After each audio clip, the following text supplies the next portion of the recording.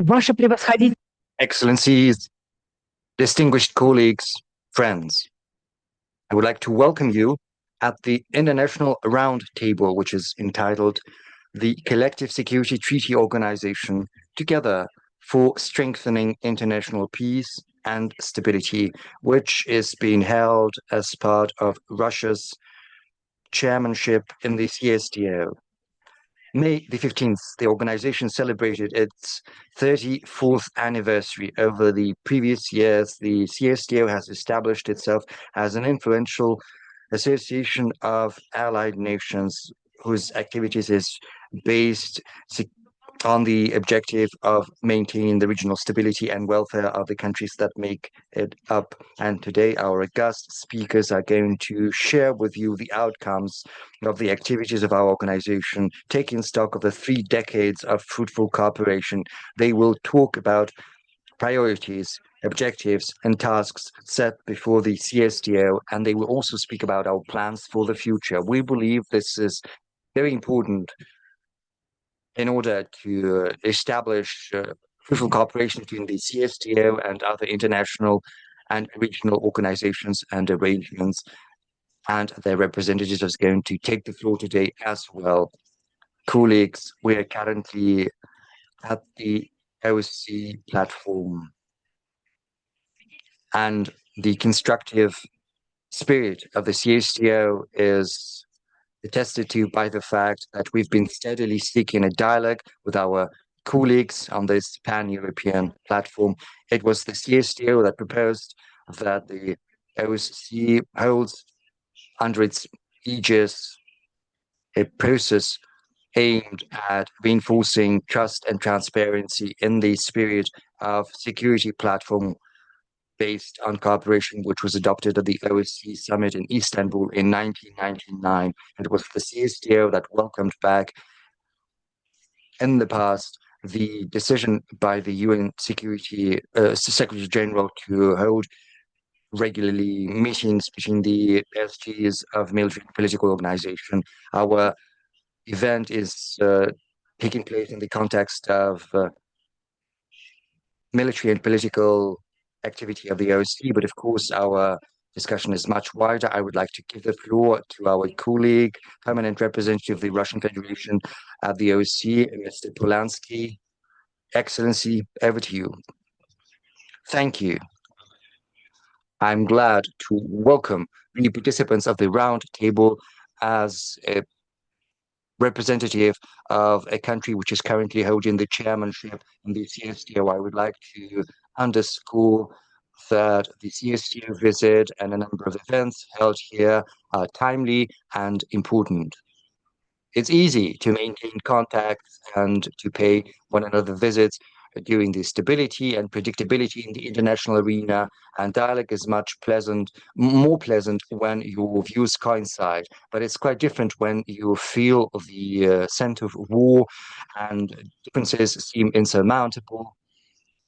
An acute political crisis, the transformation of the security architecture, all of that has a painful impact on the communication channels, which seemed so predictable and stable, both internationally and regionally.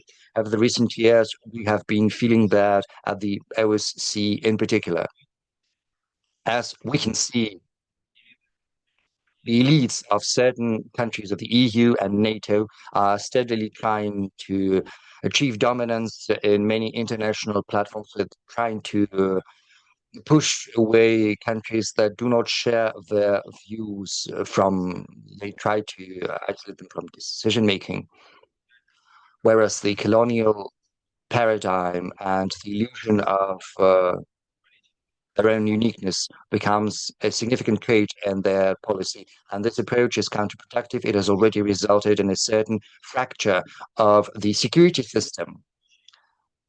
Whether it's possible to avoid this confrontation logic and block-based logic.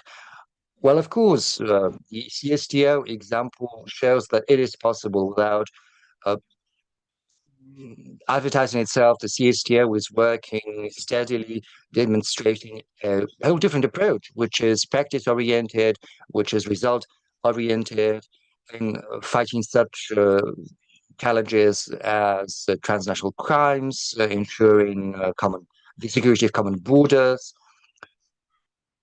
We have the rule of consensus, taking into account the interests of one another in the CSTO, and we would like to believe that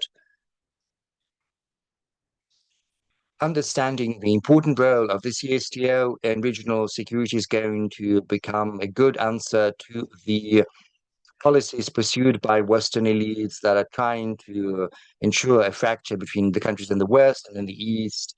As we can see across the OSCE space, there are forces that realize that ensuring security in the CSTO area is a guarantee of peace and stability across the OSCE space itself. That is why we welcome the willingness of the OCSG, Mr. Sinirlioglu, to re-establish contacts with the CSTO Secretariat, which is a good step towards building cooperation on concrete practice-oriented issues, which are of utmost importance for ensuring our common security. We are hopeful that we will be able to efficiently implement the arrangements we have arrived at. Right now, the geopolitical situation is very tense, but amid these conditions, it's important to look further beyond confrontation and politicization, which can be fraught with a catastrophe. We need to start listening to one another and hearing one another. The CSTO delegation's visit to Vienna can become a right step in the right direction, and I would like to wish the roundtable participants a fruitful and useful discussion. Thank you. Thank you, Mr. Polanski. And at this stage, colleagues, I would like to officially open the round table. I would like to give the floor to His Excellency, the CSTO Secretary General Talat Bek Mathadikov, who is going to speak about the main aspects of the organization's activities. It is a great honor for us, Mr. Secretary General, that you are with us here. Over to you, sir. Excellencies, ladies, gentlemen, colleagues, friends, from the outset, allow me to thank Russia's chairmanship in the CSTO, as well as the leadership of the delegation of the Russian Federation on Military Security and Arms Control in Vienna for this initiative of holding an international roundtable on the issue which is within the remit of our organization at the OSCE platform. I would like to thank everyone attending this event for showing interest in this topic. Next slide, please. In 2027, we are going to celebrate the 35th anniversary of the adoption of the decision by 6 newly independent states to develop cooperation in the field of security. On May the 15th, 1992, Tashkent saw the signing of the Collective Security Treaty, whereas on May the 14th, 2022, the Collective Security Treaty Organization was established. These events have become an important milestone in building allied relations, increasing the efficiency of our joint efforts in ensuring both individual and collective security. On the occasion of this double anniversary in October and in November, we intend to organize a number of events on important issues of collective security in our area of responsibility. I would like to avail myself of this opportunity to invite all of you to take part in them. Next slide, please. Distinguished participants of the roundtable, the theme announced for today is the CSTO together for strengthening international peace and stability. It seems particularly relevant in the current period of turbulence, when international relations are undergoing fundamental changes amid increasing tensions, numerous smoldering conflicts in certain places might escalate into regional armed clashes. The number is multiplying over the last 3 decades. A record 183 active outbreaks have been recorded in the world, and they're characterized by high intensity as well as numerous victims. This increases the importance of regional cooperation in maintaining peace and security. Slide 4, please. The fundamental importance of the establishment of the CSTO is seen on the basis of Article 52 of Chapter 8 of the UN Charter. In accordance with it, countries that have concluded regional agreements shall make every effort to achieve pacific settlement of local disputes through such regional arrangements or by such regional agencies before referring these disputes to the UN Security Council, which gives us the grounds to say that the CSTO is a structure which is organically integrated into the global security system. And if need be, it has the necessary capabilities to act under the auspices of the UN Security Council. And that is why we always advocate further cooperation with the United Nations, which is our natural international partner. That said, we believe that regional organizations are closer to the hotbeds of conflicts. They see the conflicts unfolding in early stages and they take preventive measures to localize these conflicts. The mission of regional organizations is to strengthen stability in their respective areas of responsibility in accordance with the national interests of the member states, and as far as possible without interference from external actors. Next slide, please. Distinguished participants of the Roundtable.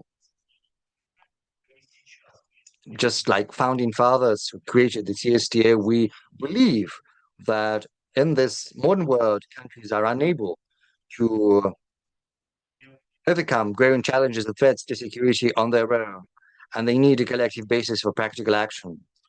In this regard, the statutory documents of our organization have been based on the principles of strict respect for voluntary participation, equality of rights and obligations, both in decision-making and in practical actions aimed at protecting the independence, territorial integrity, and sovereignty of the member states.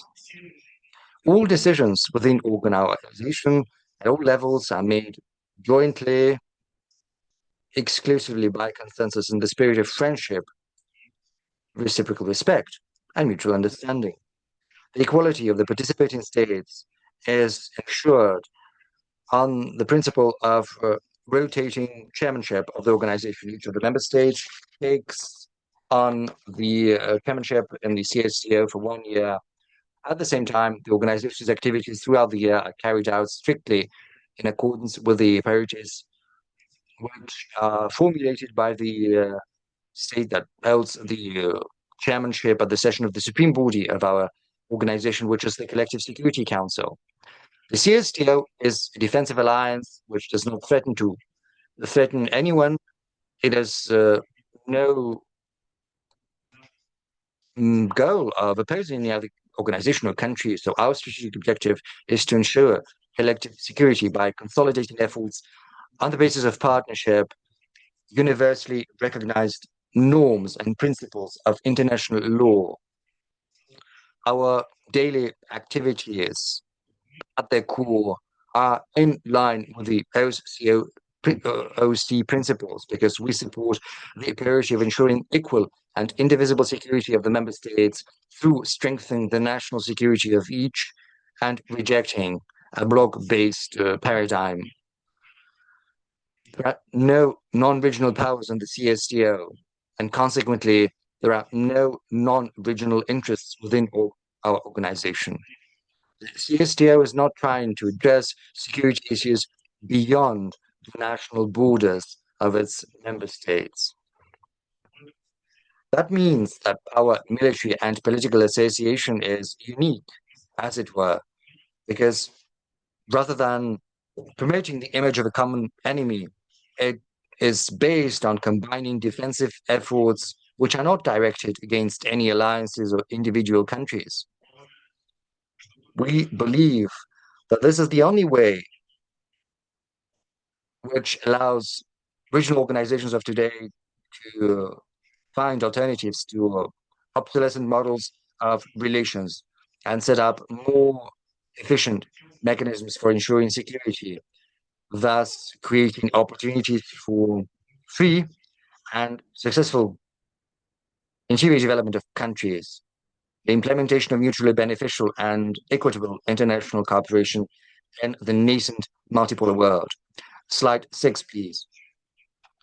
Distinguished participants of the Roundtable, over the last 3.5 decades, almost, the CSTO has actively participated in the practical process of regionalizing, as it were, the fight against security challenges and threats. It has managed to establish itself as an efficient, comprehensive system of collective security. Through collective efforts of its member states, it has managed to prevent or alleviate a number of crises in its area of responsibility. The CSTO operates across a significant chunk of Eurasian space, and in doing that, we give priority to political and diplomatic instruments. We improve our capabilities in crisis response, peacekeeping efforts, as well as countering challenges and threats. The interaction of the CSTO member states is focused on three areas of collective effort that are complementary to one another, namely political, military and technical cooperation, and thirdly, cooperation in countering challenges and threats. We are working in the field of political cooperation, which is a priority for our organization. And in doing this, the activities of the member states track are effectively coordinated. This is seen from the regular adoption of joint statements on relevant issues of the international agenda at various levels. We are actively promoting our dialogue with the United Nations, which is a priority area for us, including in the fight against terrorism, fighting the spread of drugs, and responding to threats in the ICT field. We have vast resources which allow us to participate efficiently in peacekeeping missions, both in the territory of member states and also under the aegis of the United Nations outside our direct area of responsibility. We shall provide you with more detailed information on this issue later.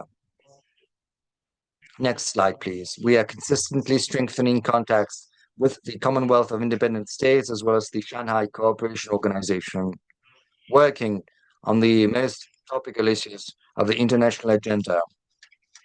Annually, we hold meetings of senior officials of the CSTO, SCO, and the CIS. We also hold joint events within the framework of the roadmap aimed at the development of cooperation between the three organizations for 2026-2028, which was signed by the General Secretaries of our organizations in September last year in Beijing. Last year, we adopted a joint statement by the CSTO, the SCO, and the CIS on the occasion of the 80th anniversary of the end of World War II and the establishment of the United Nations. And the second half of this year, we are holding a joint conference on current security issues in Central Asia as well as the situation in Afghanistan. We also have plans to establish cooperation with such regional organizations as ASEAN as well as the African Union. The organization does not turn a blind eye to public diplomacy either. This public diplomacy in particular includes our information activities, analytical activities, as well as engaging with the youth. To this end, we have established the Analytical Association of the CSTO, as well as the CSTO University League, which held as a platform for various events for young people, as well as roundtables and training workshops. Given the current requirements, we're strengthening the military component of the organization in order to ensure military security of the member states. In order to address these tasks, the CSTO has established a fit-for-purpose military potential, which is based on the collective forces of the CSTO. We are constantly working on increasing their readiness to respond to the challenges and threats to the security of our allies. Additional information on this issue is going to be provided by Colonel General Andrei Sergikov, Chief of the CSTO Joint Staff, who is joining us remotely. We work closely with relevant organizations of the United Nations and the ongoing international community's fight against terrorism. The organization's practical steps to implement the UN global counterterrorism strategy were highly appreciated in the resolution entitled On Cooperation between the United Nations and the CSTO of the 79th session of the UN General Assembly. Slide 8, please. We have effective practical experience that has been worked out through the years of methods of interaction aimed at depriving international terrorist organizations of a breeding ground that are implemented mainly on planned practical events such as operations Canal, Proxy, Nelegal, and Naomnik. Their goal is to counter illegal drug trafficking, curb illegal migration, and prevent the use of information and communication technologies being used in the interests of international terrorism, as well as to block the channels of recruitment, entry, and exit of citizens of our countries to participate in terrorist activities and neutralize the resource-based terrorist organizations. We're ready to share all our experience in conducting these special preventive enforcement operations. I would like to take this opportunity and call on international and regional organizations, as well as individual states, to monitor and participate in our exercises and operations. Our capabilities in the area of biological security, as well as in information and communication technology, are expanding in order to timely identify and prepare recommendations for addressing challenges and threats to the security of the CSTO member states. Distinguished participants of the Roundtable, allow me to remind you that in 1999, at the OSCE summit in Istanbul, the participating states adopted a platform for cooperative security based on cooperation towards productive cooperation between the OSCE and other international structures on an equal basis and in the spirit of partnership, and the common strive to strengthen trust and security through multilateral cooperation has been at the core of both the OSCE and the CSTO. The CSTO member states, as well as all the OSCE participants, face the common challenges of peaceful settlement of disputes in their area of responsibility, early warning and conflict prevention, and if necessary, crisis management. Slide 9, please. For that purpose, in 2016, the Collective Security Council decided to establish a crisis response center of the Collective Security Treaty Organizations. The Crisis Response Center is designed for organizational, information analytical, and information technological support of the CSTO statutory and working bodies' activities in the interest of rapid decision-making by the Collective Security Council. And the center's work is aimed at ensuring stability, territorial integrity, and sovereignty of the CSTO member states within the framework of crisis response. Slide 10. The CSTO allies remain committed to the fundamental principle of the OSCE, according to which no state or group of states should ensure its own security at the expense of security of others. And the polycentric world order must be based on the principle of equal and indivisible security, an inclusive approach to the collective maintenance of peace and stability, as well as mutual consideration of the interests and concerns of all parties. This consolidated position has been reiterated multiple times in joint political statements. However, in recent years, the traditional contacts between the CSTO and OSCE secretariats have been largely frozen. Relations between the executive structures of both organizations have been curtailed. The CSTO Secretariat has not received invitations to OSCE events traditionally held with the participation of regional organizations, including the OSCE anti-terrorism, anti-drug conferences, conferences on cybersecurity, as well as the annual security review conference and meetings of the OSCE Ministerial Council. In turn, our invitations to a number of events hosted by the CSTO Secretariat have remained without answers. We cannot accept this situation as normal. The commitment of the organization to developing partnership with OSCE is outlined and made public in a separate document. The main directions for the development of cooperation between the CSTO and the OSCE, approved by the foreign ministers of the 6 member states back in 2009. This cooperation has been identified as one of the important areas of the CSTO's activities and is considered to be an effective means of contributing to strengthening regional and international security and stability, as well as strengthening the capability of the CSTO member states to respond to global challenges and threats. With goodwill on both sides, these provisions have remained relevant. The restoration of partnership relations between the CSTO and the OSCE, considering the accumulated experience of both organizations and maintaining regional stability, can serve our common interests. The process of establishing a new security architecture in Eurasia. I'm convinced that today's meeting will give an additional impetus to practical cooperation between the CSTO and the OSCE, as well as other regional structures operating on the Eurasian continent in the interests of peace and security. All the necessary conditions are already in place.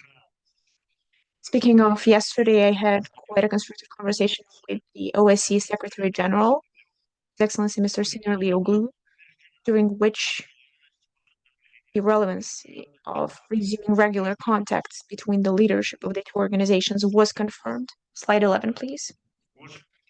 Distinguished participants of the Roundtable, over the years of its activities, the organization has truly become a multifunctional regional structure for countering both traditional and newly emerging challenges, as well as an important mechanism for ensuring security in the Eurasian space, which is a part of the global international security system.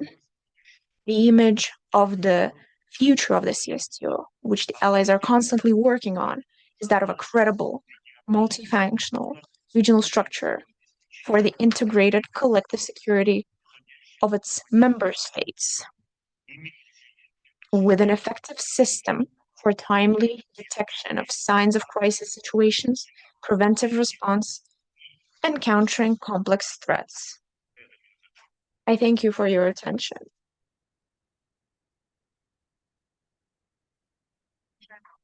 We thank you, Your Excellency, Mr. Masadikov. Now we would like to turn the floor over to Moscow, and I would like to give the floor to the Deputy Minister of Foreign Affairs of the Russian Federation, Alexander Punkin.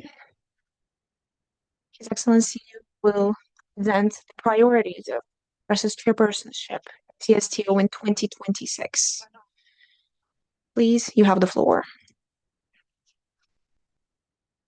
Thank you so much. Your Excellency, Mr. Secretary General, Your Excellencies, dear colleagues, ladies and gentlemen. What I'm going to say right now will naturally coincide with previous statements, who give a very detailed explanation of the work of the organization, its areas and forms of cooperation, presented the focus of the international situation and the regional situation. as well as presenting signs of future cooperation between the OSCE and CSTO. Of course, in the present time of tectonic changes of the international life, we also see the growth of importance of regional structures in preserving peace, as well as preventing and overcoming instability. Together with our allies in the CSTO, we join efforts in defending our common approaches to solving issues of international security. In the underlying documents of the organization, we've preserved the priority of preserving security for international cooperation, as well as following the international law with the leading UN role, and preserving the principle of the sovereignty of states. Together with our partners, we build a mutually beneficial connection. We're actively involved in working out the counterlines of future cooperation of common indivisible security within the Eurasian space, and we see the CSTO as a structure that could become one of the carrying cornerstones of that process.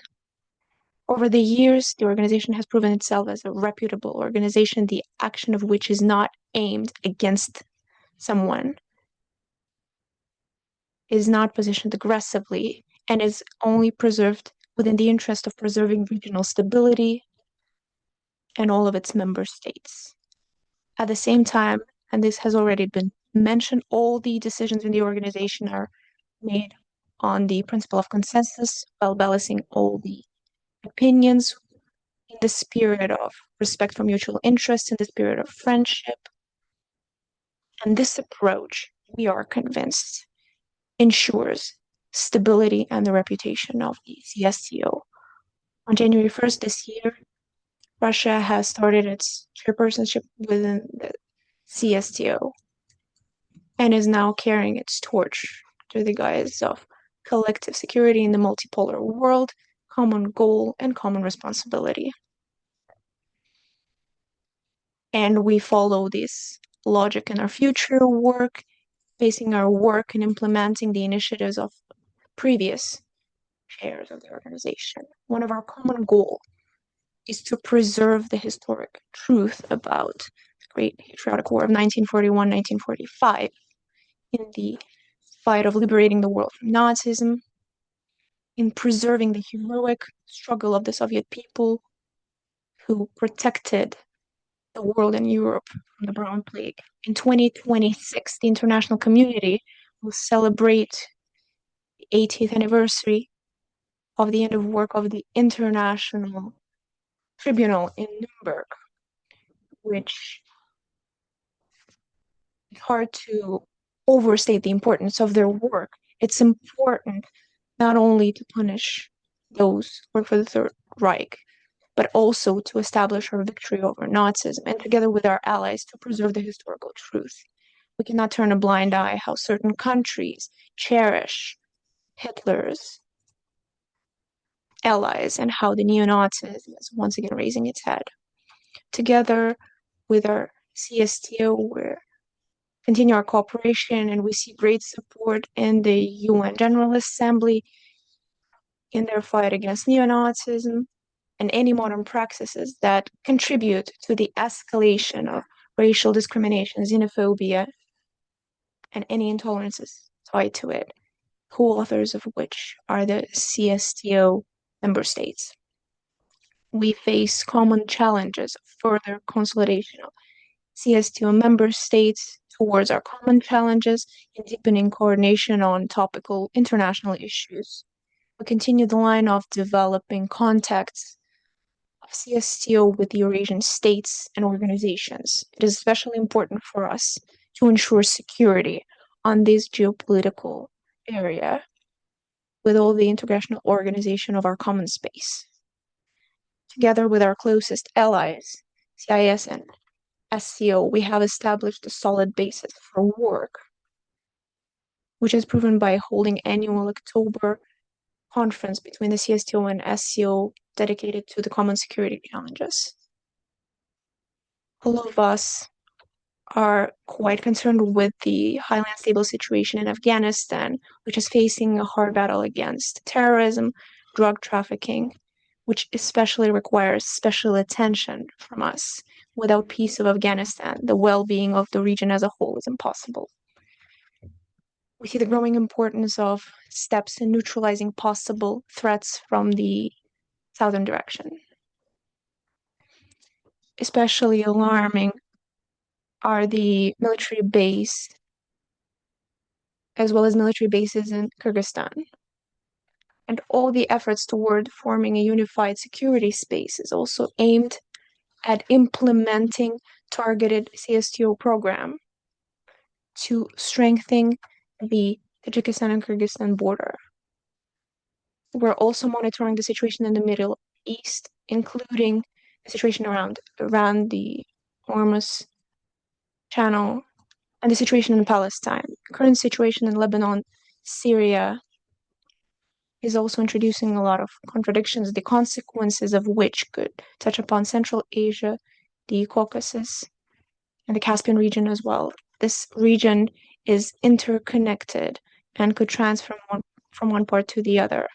We're convinced that it's important to strengthen the capabilities, potential of the organization, the priorities of which were presented by our president, Vladimir Putin, by strengthening the military capabilities, by equipping them with modern arms and military equipment. Particular attention is dedicated to air defense capabilities in order to perfect the mobility and adaptability of the military forces. A series of exercises have been held in order to enrich the military experience within the special military operation. Peacekeeping is one of the most prospective areas of our cooperation. Consecutive work on enriching the peacekeeping capabilities of the organization is being held in cooperation with relevant agencies. CSTO has outlined anti-terrorist measures. Work is being conducted under the anti-terrorism strategy of the organization by 2030. We're enlarging our instruments in countering illegal arms and drug trafficking, in countering the transfer of arms. And this was also mentioned in our joint operations. Particular attention is paid to the issues of information security.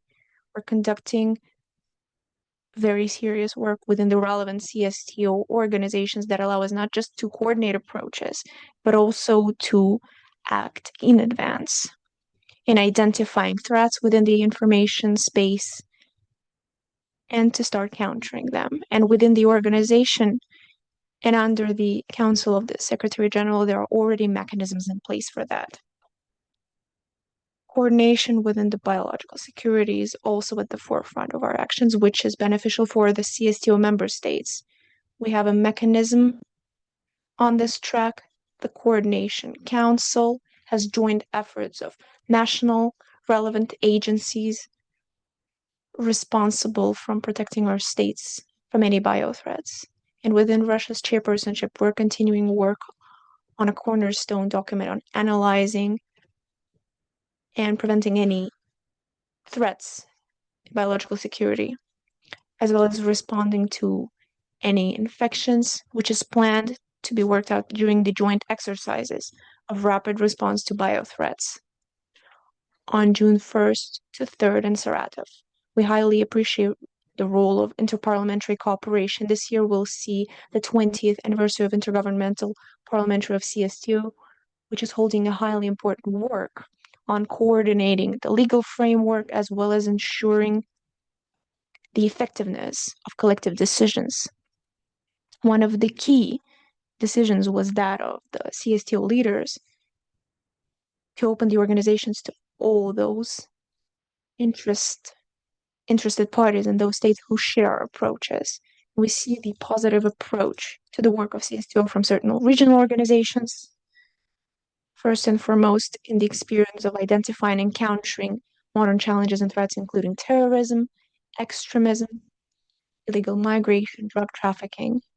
We're open to exchanging experience and mutually beneficial cooperation. And of course, this fully applies to the OSCE as a whole and its military political area.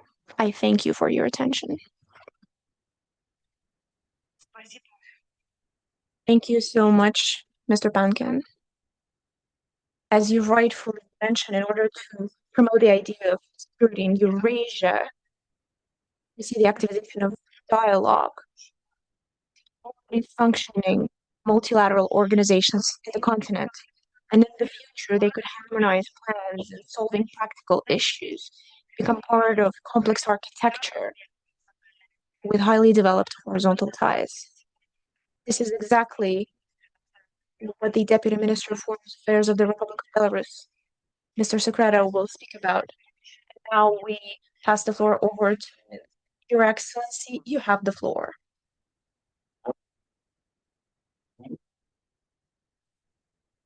Secretary General, Minister, distinguished colleagues, friends, and the capitals, distinguished participants of the Roundtable, on behalf of the Belarusian Foreign Ministry, I would like to welcome all the participants of the International Roundtable under the aegis of the CSTO. Certainly, we would like to thank in particular to our Russian colleagues and the Russian chairmanship and the CSTO for taking the initiative of organizing this event, which is very much timely, very much relevant. Indeed, as pointed out by the previous speakers, since the CST was signed in 1999, we have transformed it from a political agreement into a multi-purpose organization which is endowed with enormous military and political potential. And we have laid down a solid institutional and legal foundation which serves its steady development. We believe that the organization currently has everything it needs to fully tap into its potential. The question is,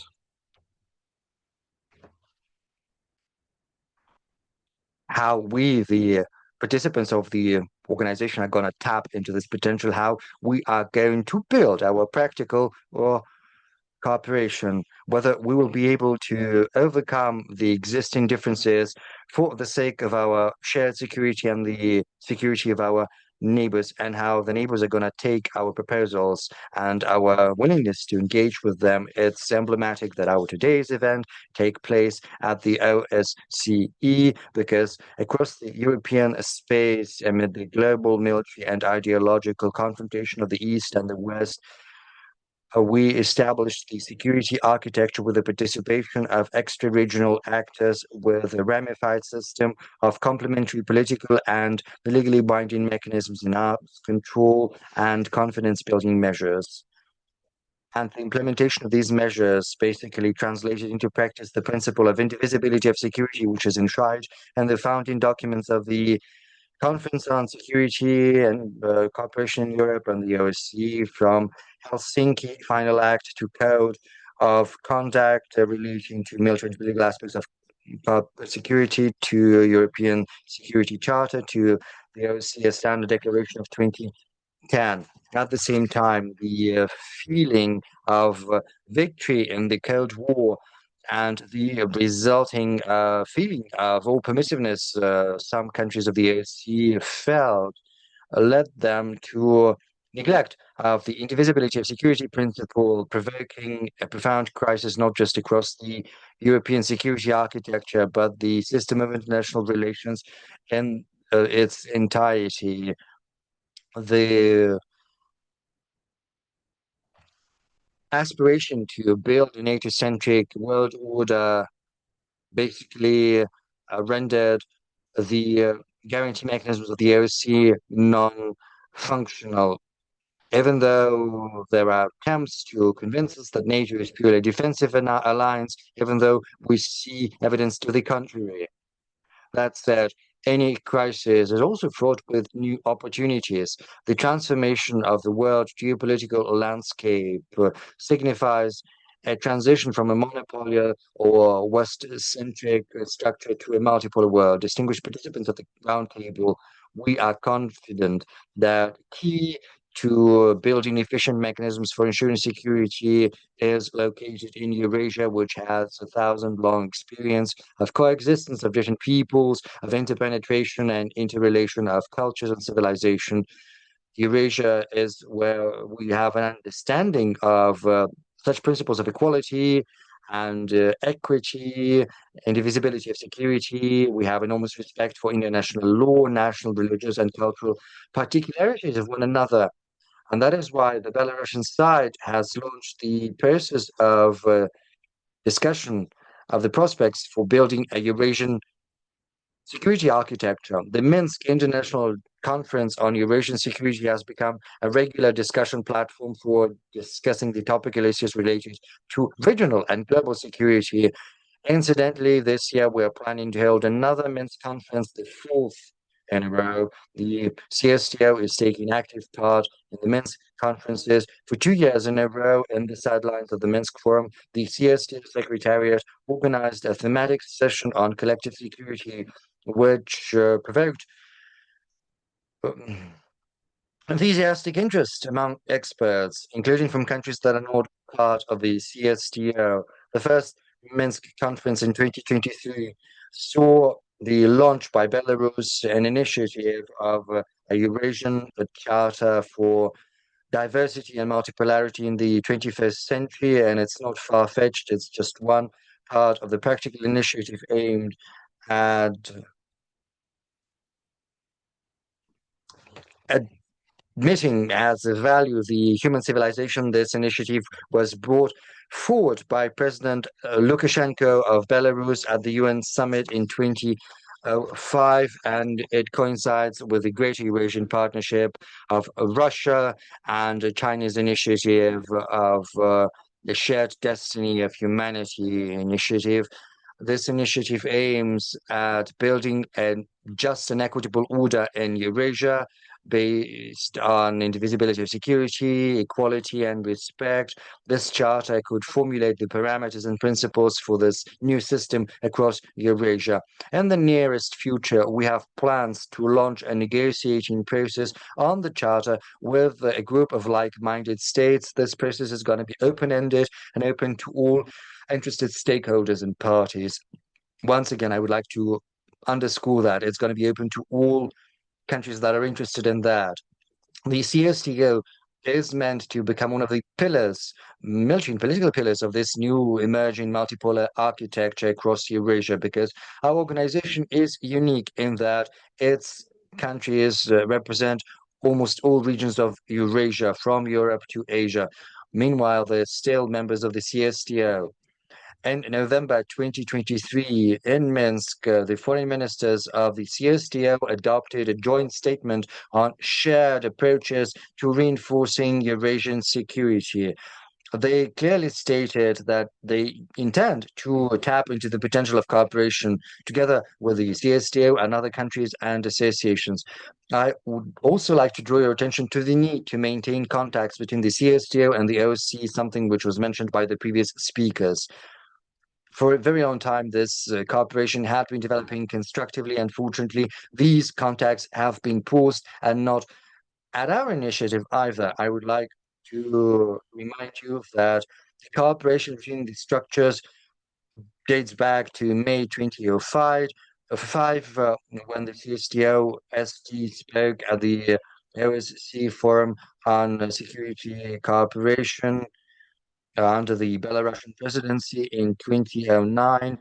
The Foreign Ministers' Council of the CSTO adopted main parameters for cooperation with the OSCE. There were constant contacts between the secretariats, rebuilding this practical cooperation between the CSTO and the OSCE, the organizations that have accumulated enormous experience in military and political field, could become a significant contribution to overcoming confrontation and seeking joint solutions for Europe and Asia with a view to decreasing tensions, rebuilding trust, and building equal and indivisible security. What can we do today? First, we need to resume contacts and dialogue between the Secretariat of the CSTO with the leadership of the OSCE Center for Preventing Conflicts, as well as the Department of Transnational Threats, and challenges of the OSCE Secretariat with an emphasis on practice-oriented cooperation. Second, we have to give some thought to updating the main parameters for cooperation between the CSTO and the OSCE. The document dates back to 2009 with an emphasis on new challenges and threats given the rapid changes in security landscape. And third, the racial security could be very much facilitated if the senior leadership of regional organizations that are working in Eurasia, if they met with the participation of the CSTO and the OSCE, we could organize such a meeting at the Minsk International Conference on Eurasian Security in early November. We are still planning this event, but for now, we plan it to take place in early November this year. I would like to thank all the participants of our roundtable, the Russian leadership, the leadership of the OSCE, all who decided to participate. I would like to wish everyone football work and thank you for your work. Excellency, I would like to thank you, and I would like to thank you for the recommendations that you have formulated. I would like to point out that year in, year out, the International Minsk Conference on Eurasian Security is becoming increasingly representative, which is a fact. It has transformed into a platform for a serious discussion on a wide range of security-related issues in Eurasia. And I'm confident that many of those who attend this event at Bibliothek Saal in Hofburg are going to participate in the Minsk conference this year. CSTO's activities are based in particular on the military component, and it gives me a great pleasure to give the floor to the head of the Joint Staff of the CSTO, Colonel General Andrei Serdyukov. I would like to ask the Joint Staff to launch the video, and the presentation is right in front of you. Moscow, over to you, please.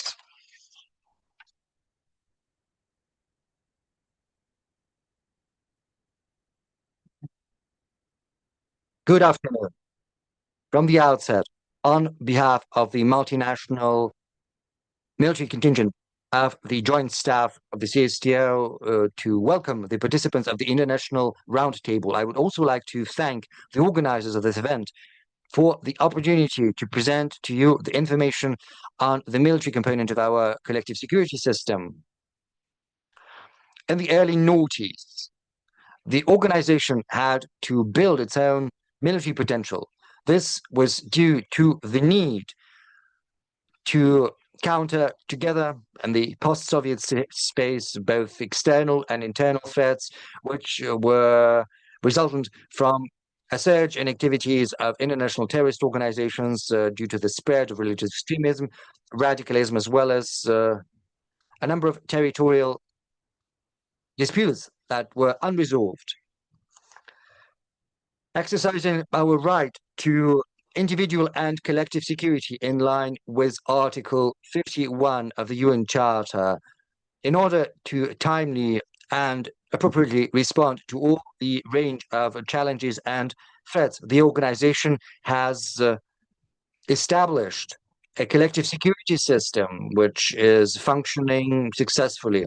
Its key elements include the forces and means assigned by the CSTO member states. They include the military units of national armed forces as well as other ministries and agencies, coalition groups of troops, regional united groups of forces, groups of united and unified military system, as well as the peacekeeping forces.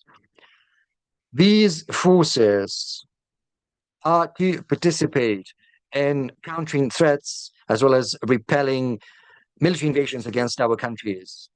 They also need to participate in events aimed at countering international terrorism, illicit trafficking in drugs, arms, and munitions, transnational organized crime, protecting population against dangers resulting from the hostilities, as well as mitigating the consequences of emergencies and also providing humanitarian aid. They also participate in border protection, peacekeeping operation, and they're also meant to perform other tasks based on decisions of our heads of state. As of now, the collective security system forces include regional groups of forces. First, there are groups based on bilateral agreements. One is stationed in the Eastern European region as part of the Union State of Belarus and Russia, and another one in the Caucasus based on the armed forces of Armenia and Russia. There are also forces based on a multilateral basis. In Central Asia, there are rapid deployment collective forces. We have also established collective rapid response forces, peacekeeping forces, collective air forces, as well as CBRN and medical units, with the participation of all countries of the CSTO.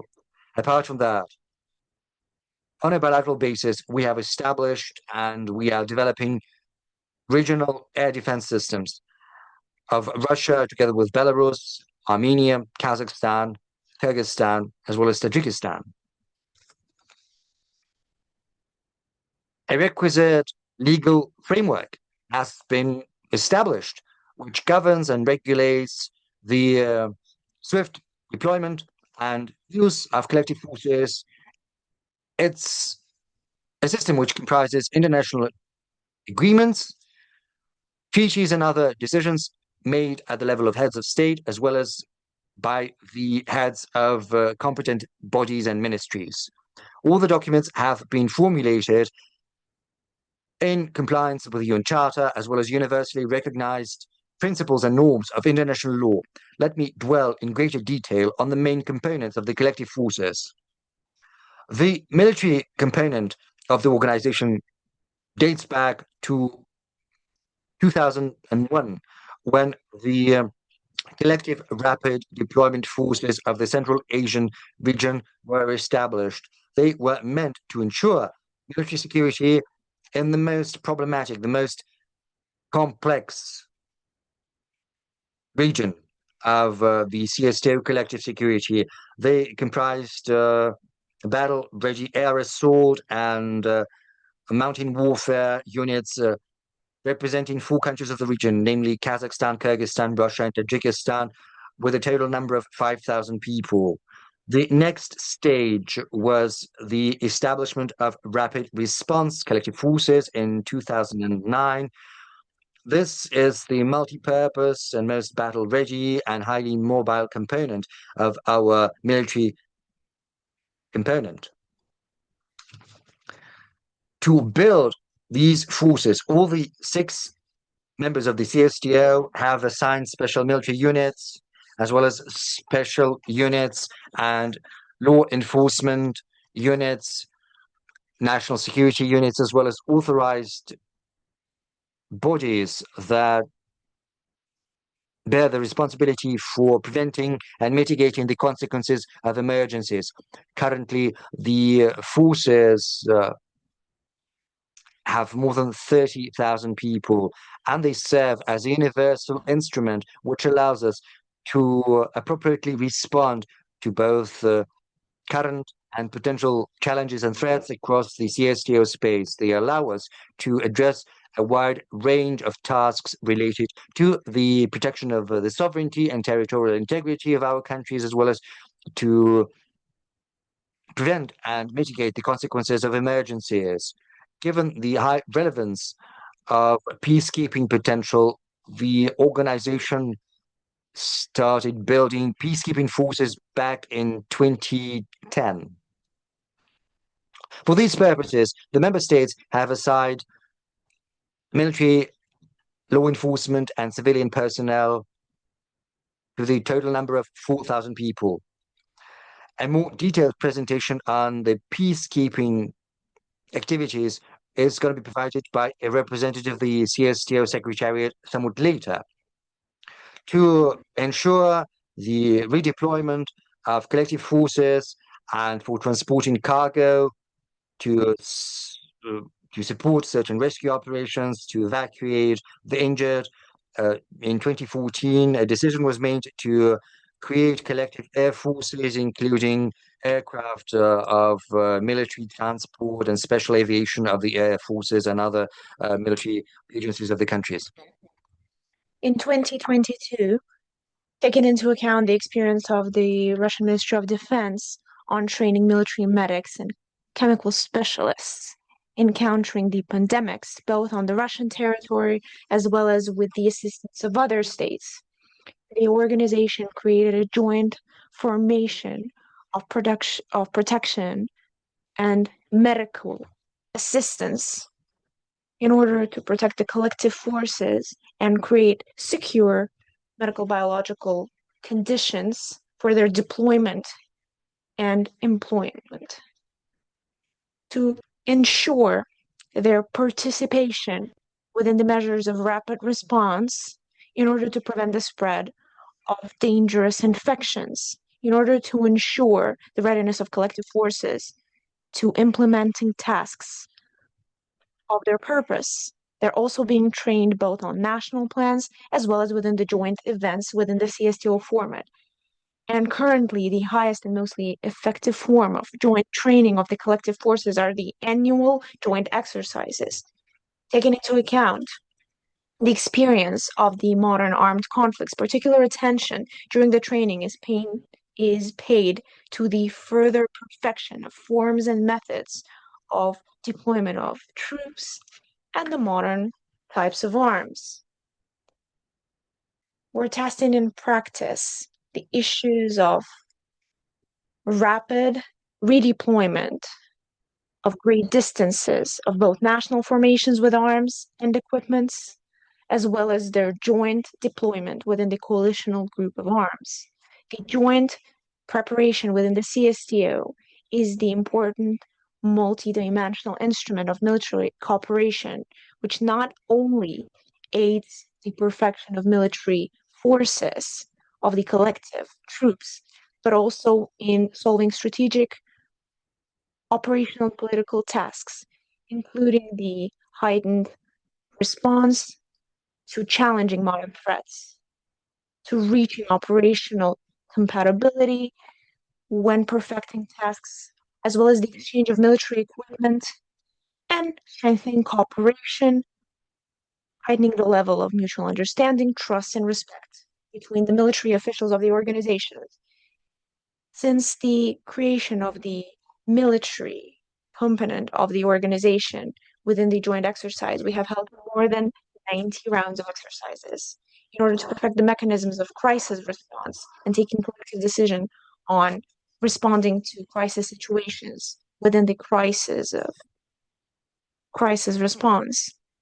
In the CSTO, we have the strategic joint staff training as well as joint exercises with the officials of the joint staff, the CSTO secretariat, as well as the national leadership representatives. Documents developed during these training processes serve as the basis for the preparation for joint exercises. Other than that, in order to prepare the military personnel and specialists for the armed forces of states, 58 military institutions of the member states conduct the training of military officers on the unified programs and plans for main areas that are necessary to ensure military forces and military troops of the armed forces of states. Joint preparations of personnel ensures the effective coordination of the collective forces as well as the use of the latest technologies within the military and technical cooperation in order to ensure the military capability of the collective forces. They're continuously equipped with modern, compatible arms, military, and special equipment. That is the situation with the military personnel and the main goal of the military equipment of the CSTO, which has proven itself as a decisive, reputable organization, and that showcases the commitment of all our states to join together to preserve the collective security and the sovereignty of one another. At the same time, the main task of the organization is to ensure the high capability of collective forces in resolving tasks in order to exercise the right for the collective defense in accordance with Article 51 of the UN Charter. I thank you for your attention. We thank you so much, and we would like to give the warmest greetings to the staff of the joint staff of the CSTO. Distinguished colleagues, the CSTO members are open to growing cooperation with the UN while recognizing that it is the international organization that holds the leading role in the peacekeeping mission. Common goal of the UN and the CSTO is the growing role of regional organization in ensuring international peace and security. This is what the report of the Deputy Director of the Department of Political Cooperation, Mr. Koshalev, will speak about. Please, Your Excellency, you have the floor. Thank you so much, Ms. Zhdanova. Your Excellency, Mr. Masadikov, distinguished participants of today's roundtable, as you already bared witness to, practically every speaker before me have opened their statements with underlining the importance of the undoubted fact that the CSTO was formed on the principle of international law and the UN Charter,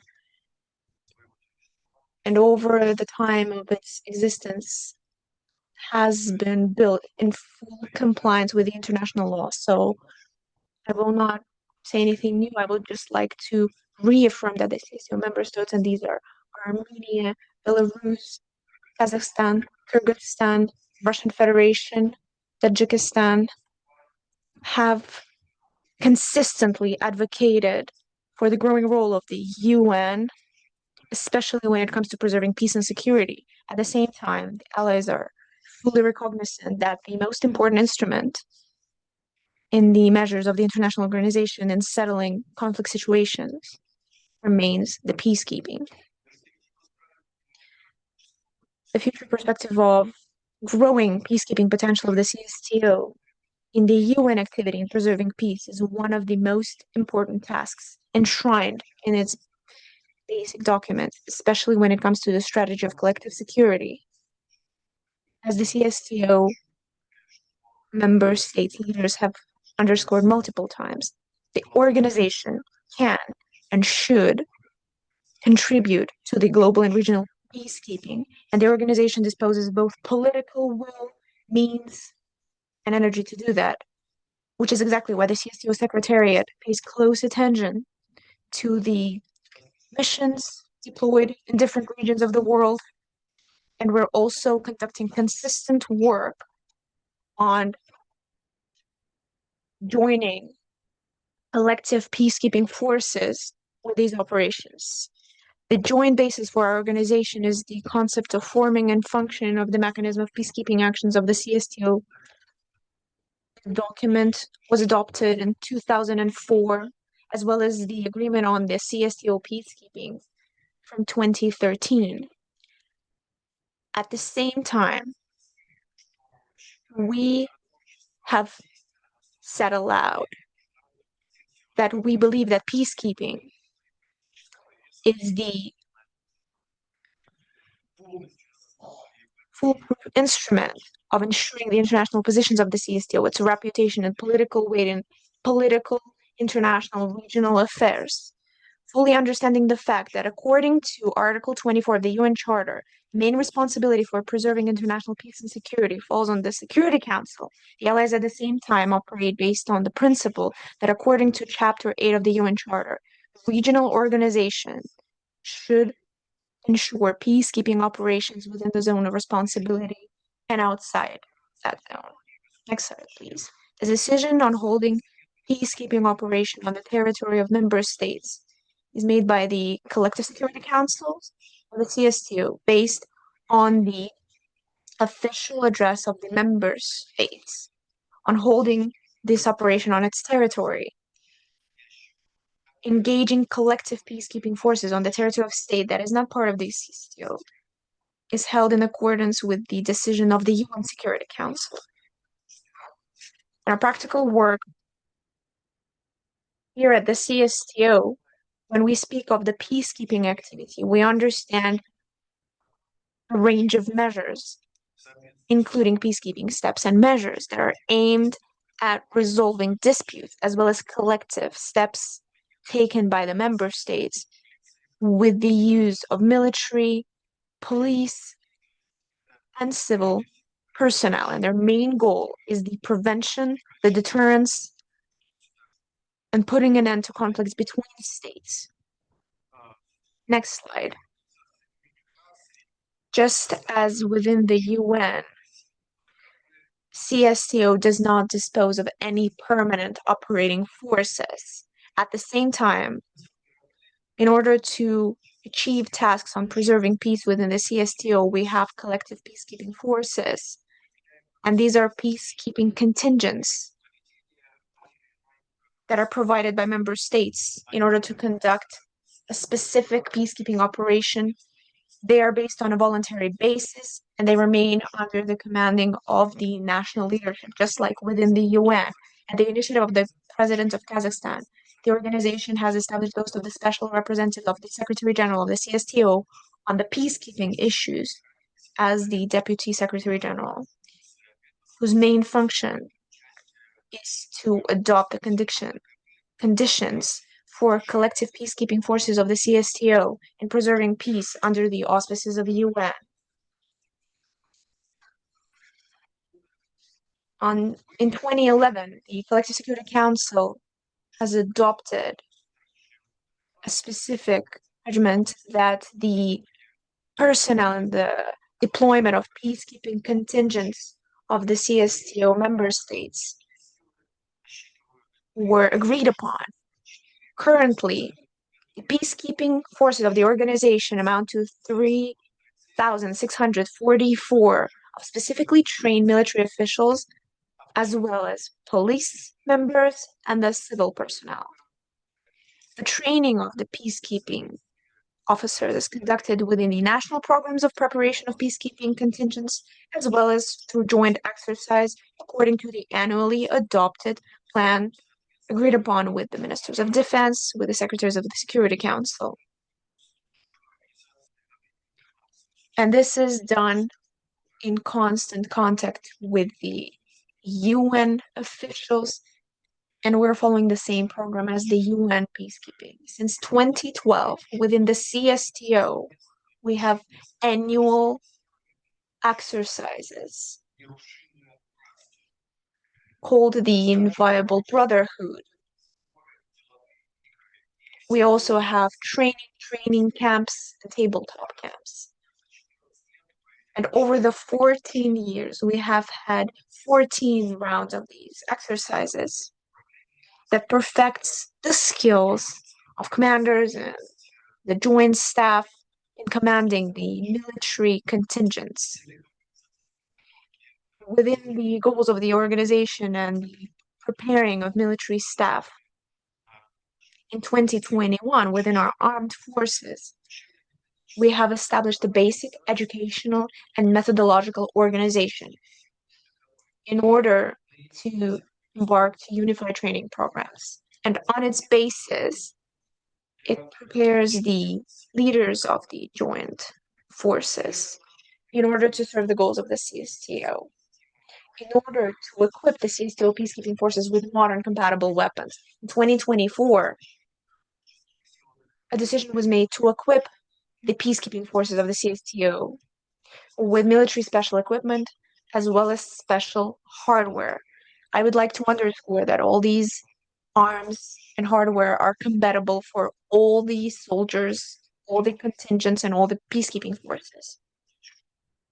It's important to underscore that aside from strictly theoretical experience and constant training, organization disposes of practical skills on deployment and use of joint peacekeeping forces. And we often hear nowadays that certain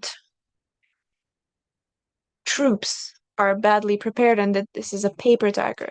But I would like to especially point out that our troops are not the case. They have practical experience of use of their skills in crisis situations. And I would like to give you an example, a peacekeeping operation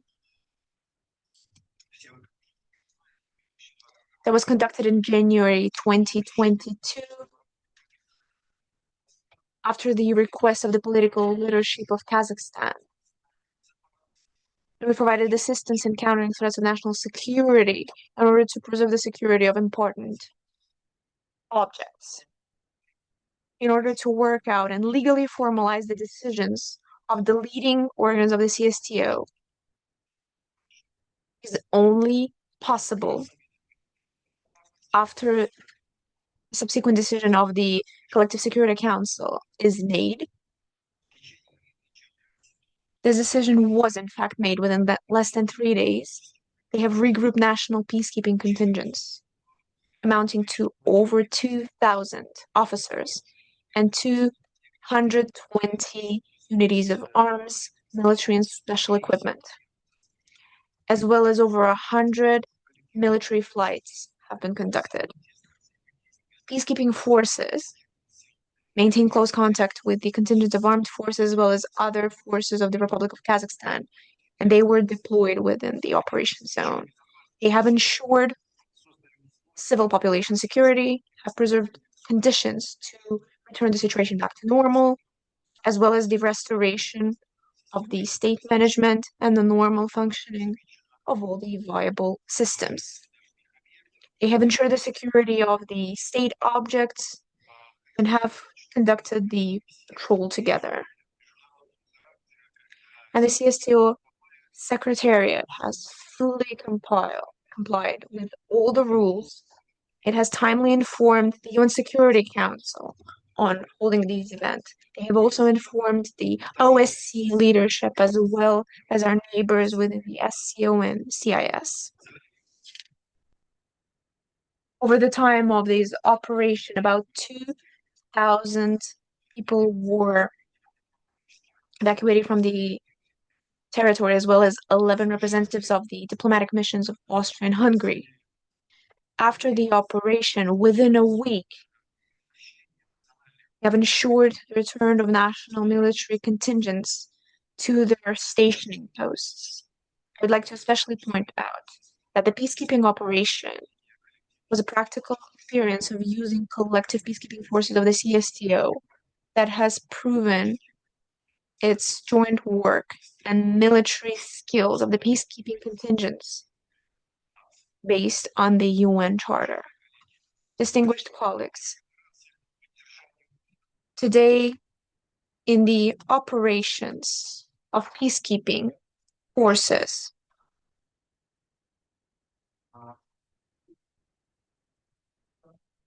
over 400 Blue Shields and the CSTO member states participate in these missions in very different roles. I would like to recall that mostly no country holds monopoly in these actions. At the same time, the CSTO pays its due to the UN structures, the UN Secretariat that over the decades have accumulated significant experience in coordinating with regional organization when it comes to responding to tasks of ensuring peace and security.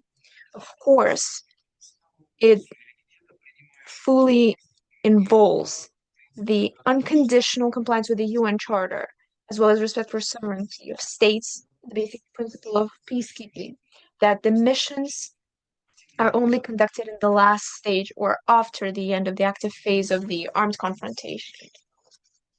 The reaching of agreement of the conflict sides is only based on the mediating basis of the CSTO, that we see a clear, realistic mandate of forces in preserving peace, as well as impartiality and neutrality of the peacekeeping contingents.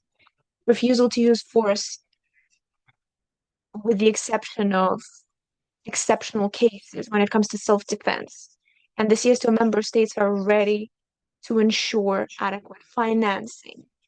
CSTO member states are open to growing cooperation with the UN while also recognizing that it is the international organization that holds the leading role in the peacekeeping area.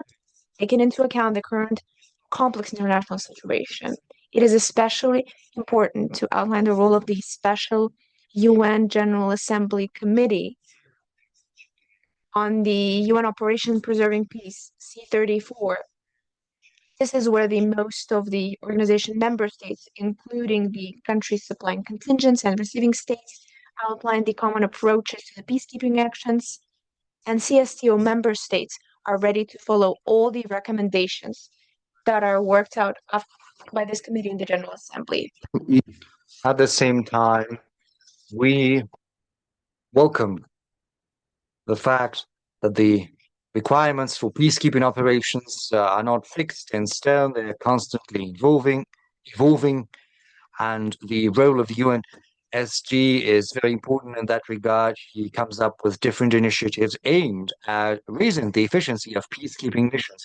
And I would like to point out that many partners of ours are also in strict compliance with additional requirements that are formulated by the UN Secretariat in order to ensure successful peacekeeping operations. Slide 8, please. We have built a very good foundation for political cooperation between the CSTO and the UN. We've pointed out that once in 2 years, we adopt a resolution of the UN General Assembly on cooperation between the CSTO and the UN. We have authored a draft resolution in November last time, and the next time we're going to submit a similar draft resolution during the upcoming UN General Assembly in September. In 2010, a joint declaration on cooperation between the two secretaries was adopted, and there was also an MOU between the peacekeeping operation department of the UN Security of the United Nations and the CSTO Secretariat. I also would like to point out that Jean-Pierre Lacroix, the Undersecretary General for peacekeeping operations, has played a positive role in this process starting from 2021. We've been organizing expert consultations with the UN Secretariat in order to talk about the promising avenues of cooperation in peacekeeping. We observe the rules for the building of a common pool of peacekeeping forces due to national pledges as part of the PCRS. We also take into account that there are no rules in the UN Secretariat for concluding treaties on peacekeeping with regional arrangements. They have to work with individual states. Over the recent years, we've been trying to take that into account when peacekeeping forces are formed. We have drafted our internal legal framework, which is aimed at establishing the institution of a lead state, a country that coordinates such type of cooperation. This country is directly responsible for this or that peacekeeping operation in its relations with the UN Secretariat, but it can also engage with other third countries of the CSTO in order to use their peacekeeping contingents. I would also like to point out that engaging regional arrangements in collective peacekeeping operations run by the UN is gaining momentum and traction. We have taken note of the fact that on January the 26th, 2026, the UN Secretariat publicized the guidelines on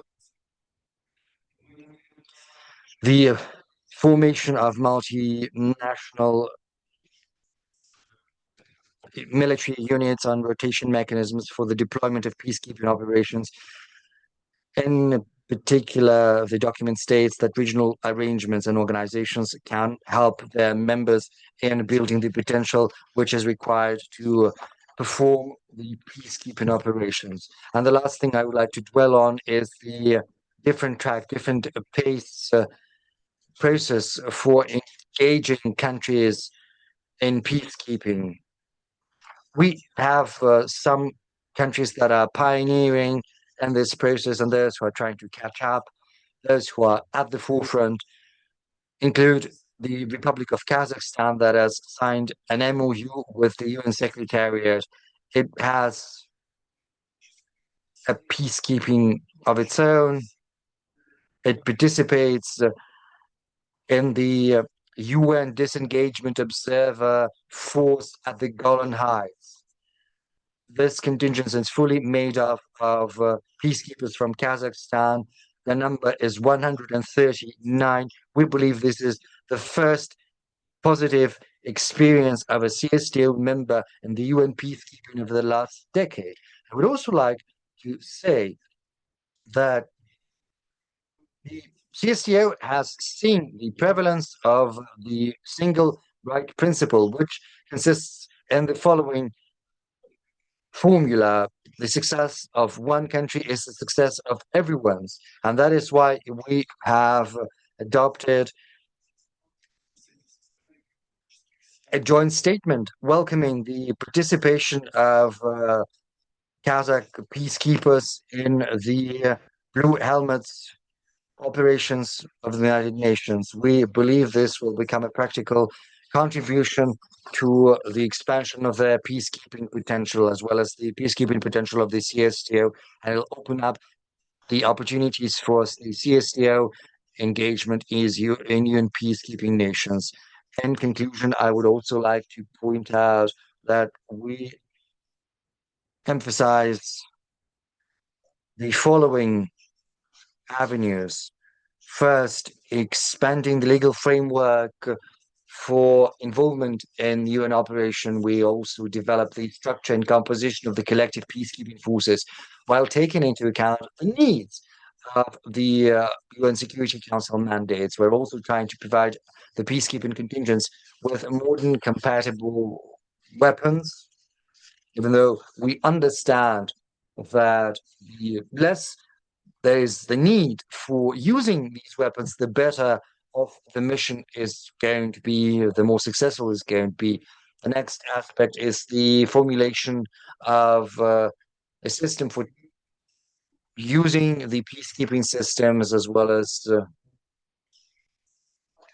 expanding the network of organizations we use for training the peacekeeping in compliance with the standards of the UN system, increasing the operational compatibility of our peacekeepers, as well as expanding the expert interaction between the UN Secretariat and the CSTO Secretariat, as well as with other interested regional stakeholders. Thank you for your attention.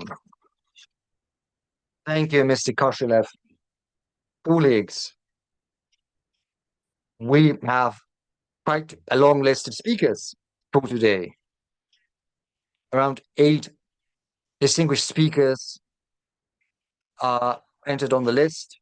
So for everyone to have a chance to take the floor, I would like to ask you to stick to a time limit of 5 minutes. You can provide us with a full statement you would like to deliver in the written form, and you can be sure that we will circulate those statements after the roundtable through the OSCE. We're also going to provide these statements to the expert community as well as to the United Nations.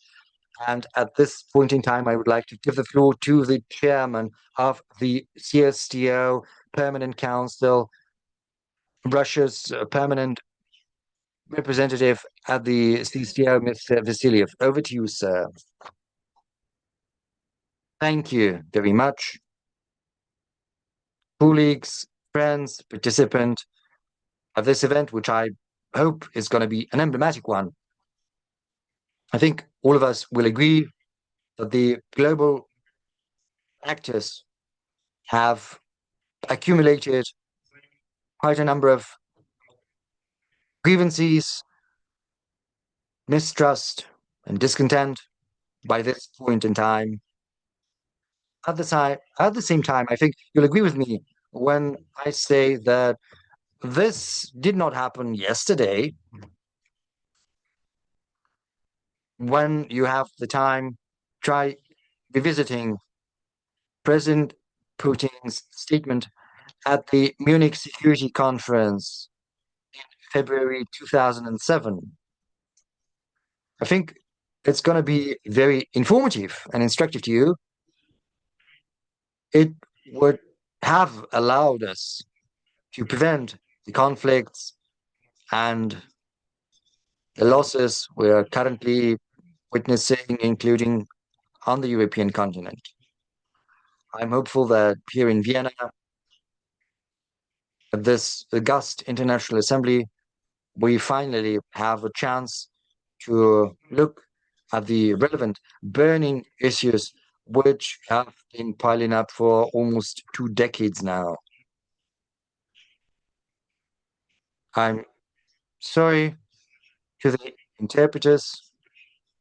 I'll try to contract my statement. My full statement is going to be circulated via the website. I'm also confident that the Secretariat and we as members will circulate the document through our permanent missions. We'll also try to engage with the Russian embassy here in Vienna in order to keep this awareness expansion on the CSTO.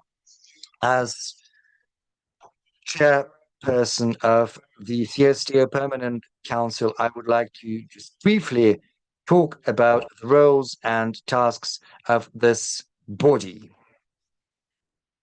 The Permanent Council is the coordination body of our organization. In a sense, this is the part of the organization which is doing all the work in course, speaking figuratively, and it works in cooperation within the organization. The Permanent Council drafts the decisions of the supreme statutory bodies on a permanent basis. It also follows on the decisions that have been adopted across the areas of activities that have been explained to you by the previous speakers. At the same time, these decisions, before implementation, have to be endorsed by the foreign ministers, by the defense ministers, by the National Security Council secretaries, and the most important decisions are submitted to the members of the Collective Security Council, namely the heads of states. The joint statements that we make represent an important tool organization has to respond to the relevant issues on the agenda of today. We have already adopted and publicized the statement of the CSTO members at the NPT Review Conference of 2026, which is drawing nigh to its completion in New York currently. We're also working on a draft statement by the foreign ministers of the CSTO countries on the prevention of arms race in outer space, because the placement of weapons in outer space could open a new page with new threats to security. And that is why we advocate against the resuscitation of the idea of Star Wars, which seemed to have been relegated to the past. Certainly, to us as the inheritors of the great victory in the Second World War, we have to cherish the histories of the past, which we still remember very much. We are hopeful that very soon we will have completed a statement of the foreign ministers to commemorate the tragic date, the 85th anniversary since the beginning of the Great Patriotic War of 41-45.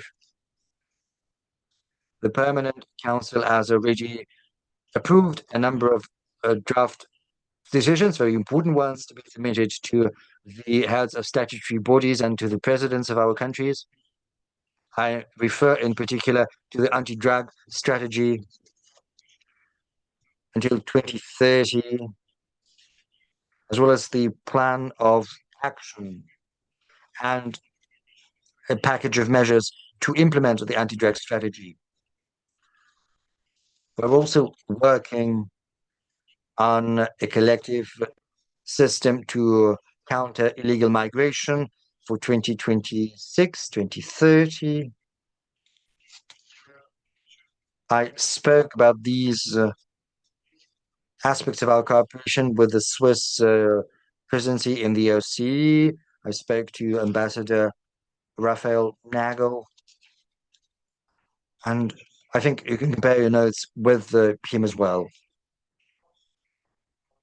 It's been pointed out that the CSTO is making a contribution of its own to strengthening regional stability across the Eurasian continent. In particular, I refer to the cooperation between the three regional organizations, namely the CSTO, the SCO, and the CIS.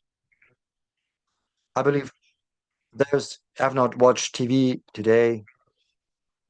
Well, if you have, you've seen the update on President Putin's visit to China. President Putin is not just the president of Russia currently, he is also the current chair of the Collective Security Treaty Council. And I believe that the security across Eurasian space and beyond, the global security in general, will become one of the points on the agenda of these important talks that are upcoming. Regrettably, previous attempts at building a security space from Lisbon to Vladivostok have failed, and we've got to admit that. The Paris Charter for New Europe of 1990, as well as the Istanbul European Security Charter of 1999, as well as a number of other documents, have to be significantly updated on the basis of the current geopolitical realities. Our colleague from the Republic of Belarus has pointed out Russia and Belarus's initiative on a Eurasian Charter for Diversity and Multipolarity in the 21st century. We stand ready to promote this charter actively, including on the platform of the United Nations as well as its offices. I would also like to draw your attention to the fact that on November the 10th, the 11th, Moscow is going to host, as part of its chairmanship in the CSTO and in parallel to the session of the Collective Security Council of the CSTO, an international forum on collective security. This forum, as we hope, will bring together high-level guests, not just from the CSTO countries, but from the wider international community. And thank you for your attention. I wish you success in your endeavors. Thank you, Ambassador. Now I would like to move back to Moscow, to the CSTO headquarters. We would like to give the floor to the permanent representative of the Republic of Kazakhstan at the CSTO, Mr. Marat Sizdikov. Excellency, over to you. Thank you. Can you hear me? Can you hear me? Yes, we hear you loud and clear. Thank you. Distinguished colleagues, ladies, gentlemen, I'm glad to welcome you at this event. I would like to thank our president, the Russian chairmanship, and I would like to thank you for the opportunity to address you. Following the appeal of our moderator, in order to save time, and so as not to bore you with repetitions of what has already been said by the previous speakers, I'll try to be as succinct as possible. Given the fact that today's meeting is held under the CSTO auspices, I would like to share our experience of cooperation within this collective security organization. The CSTO cooperation remains one of the priority areas of the activity of Kazakhstan on the international arena. And we see CSTO as one of the key structures responsible for preserving international security and stability as a whole. Our country has been here for the security since the beginning. At the basis of Kazakhstan, we created the collective forces of rapid reaction, and we see the organization as an effective regional structure capable of effective mechanisms ensuring international peace and security. Kazakhstan advocates for balanced development of three areas of the organization's activity: foreign policy cooperation, military cooperation, countering challenges and threats. As a whole, we believe that the CSTO's main task is trying to find balanced models of responding, which would include strengthening the current models of collective security, but would also allow the organization to become a modern, relevant center for uniting forces in our common challenges. And in the modern situation of confrontation, despite the differences in mechanisms and their scopes, CSTO shares the common goal aimed at ensuring security and stability of the region. When it comes to practical tasks and on the agenda, we see the issues of countering international terrorism, combating illegal drug trafficking, and terrorism, which makes our organization especially relevant within the collective security efforts.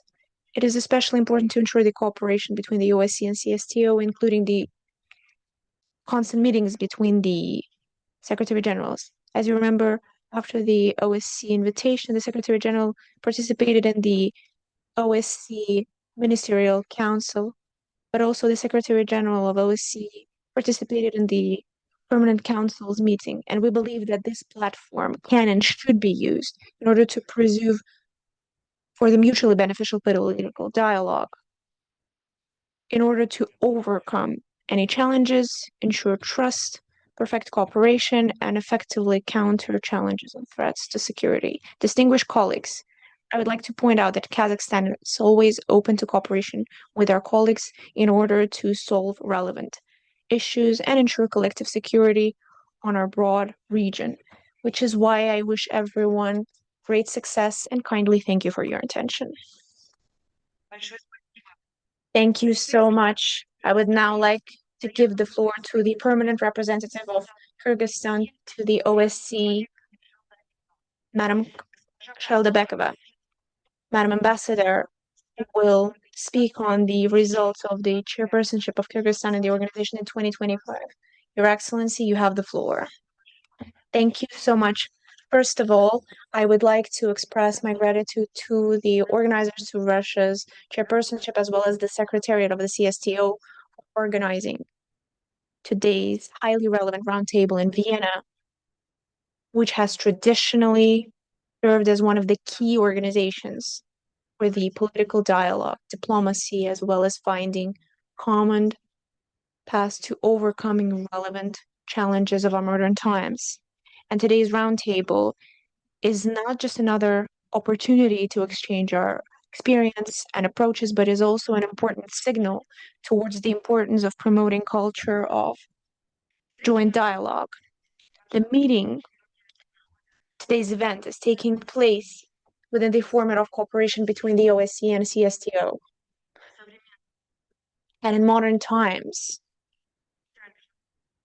when the international security system is going through highly turbulent times, it is undoubtedly significant to ensure the mechanisms of collective security based on mutual trust, mutual respect of interests, as well as the principles of indivisible security. CSTO has consistently adopted measures on forming a stable security architecture, and over the years of its development, it has proven itself as an important regional mechanism of ensuring stability, as well as preventing and responding to crisis situations. For Kyrgyzstan, the CSTO membership is especially important and is of the utmost importance. Kyrgyzstan sees the organization as one of the key mechanisms of ensuring regional security, strengthening collective durability, as well as preserving security in the region of Central Asia. Kyrgyzstan held chairpersonship in the organization in 2025, and during that period has focused its efforts on further strengthening of cooperation between the member states of the CSTO, perfecting the effectiveness of mechanisms of joint collective response to relevant challenges and threats, as well as developing dialogue with international and regional partners. More detailed information will be provided for publication later, but I would like to just briefly mention that during 2025, we've held a number of key sessions with the CSTO member states, during which we have discussed the issues of raising the effectiveness of countering such threats as international terrorism, extremism, illegal drug trafficking, transnational organized crimes, as well as ensuring information and cybersecurity. Of course, it is consistently important the key final event, the joint ministerial council of foreign ministers, of ministers of defense, of secretaries of security councils, as well as with the representatives of the permanent council.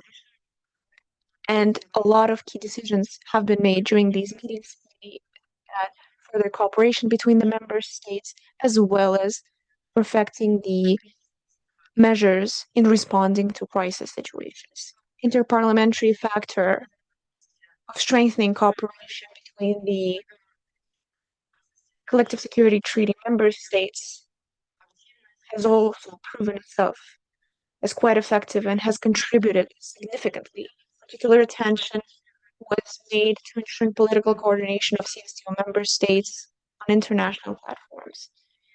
We have continued pursuing adopting joint statements relevant to international and regional issues, as well as adopting joint approaches between the heads of states, foreign ministers, and permanent representatives of member states to the international organizations on subsequent platforms.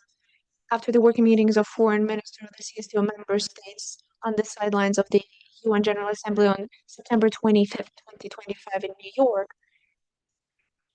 a decision was adopted dedicated to the 80th anniversary of the organization, and the document has reaffirmed the commitment of all the member states of the CSTO to the principles of the UN Charter, as well as the central coordinating role of the UN in preserving international peace and security. Another important decision was made after the meeting of the foreign ministers of the CSTO in Almaty in June 2025 by the joint statement and the regional center decision aimed at Central Asia and Afghanistan. This step once again reflects the understanding of close cooperation and close ties between the matters of security and ensuring stability within the CSTO region. Overall, in 2025, under Kyrgyzstan's chairpersonship, over 30 events of different levels were held, from the working meetings to consultations and conferences. We have had over 40 meetings of permanent council of the CSTO, ensuring constant coordination of activities of the organization. At the same time,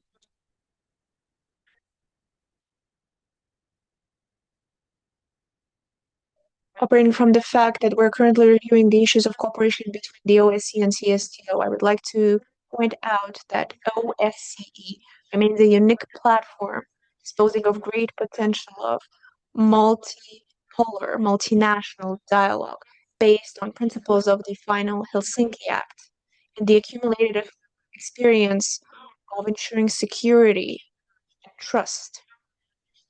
Considering the fact that there are different factors at play that have reduced this effectiveness, the OSCE's potential as an inclusive, unified European platform has remained relevant, which is why in reaching the cooperation between the OSCE and CSTO initiated by the CSTO has significant perspectives and can contribute greatly to ensuring stability and international peace. We are convinced that the cooperation between two organizations could be relevant on a wide range of issues. First of all, encountering transnational threats, terrorists, radicalization, the use of ICTs for terrorism purposes, the illegal drugs and arms trafficking. It requires the constant coordination, exchange of information, and elaboration of common approaches to these issues, as well as a range of other areas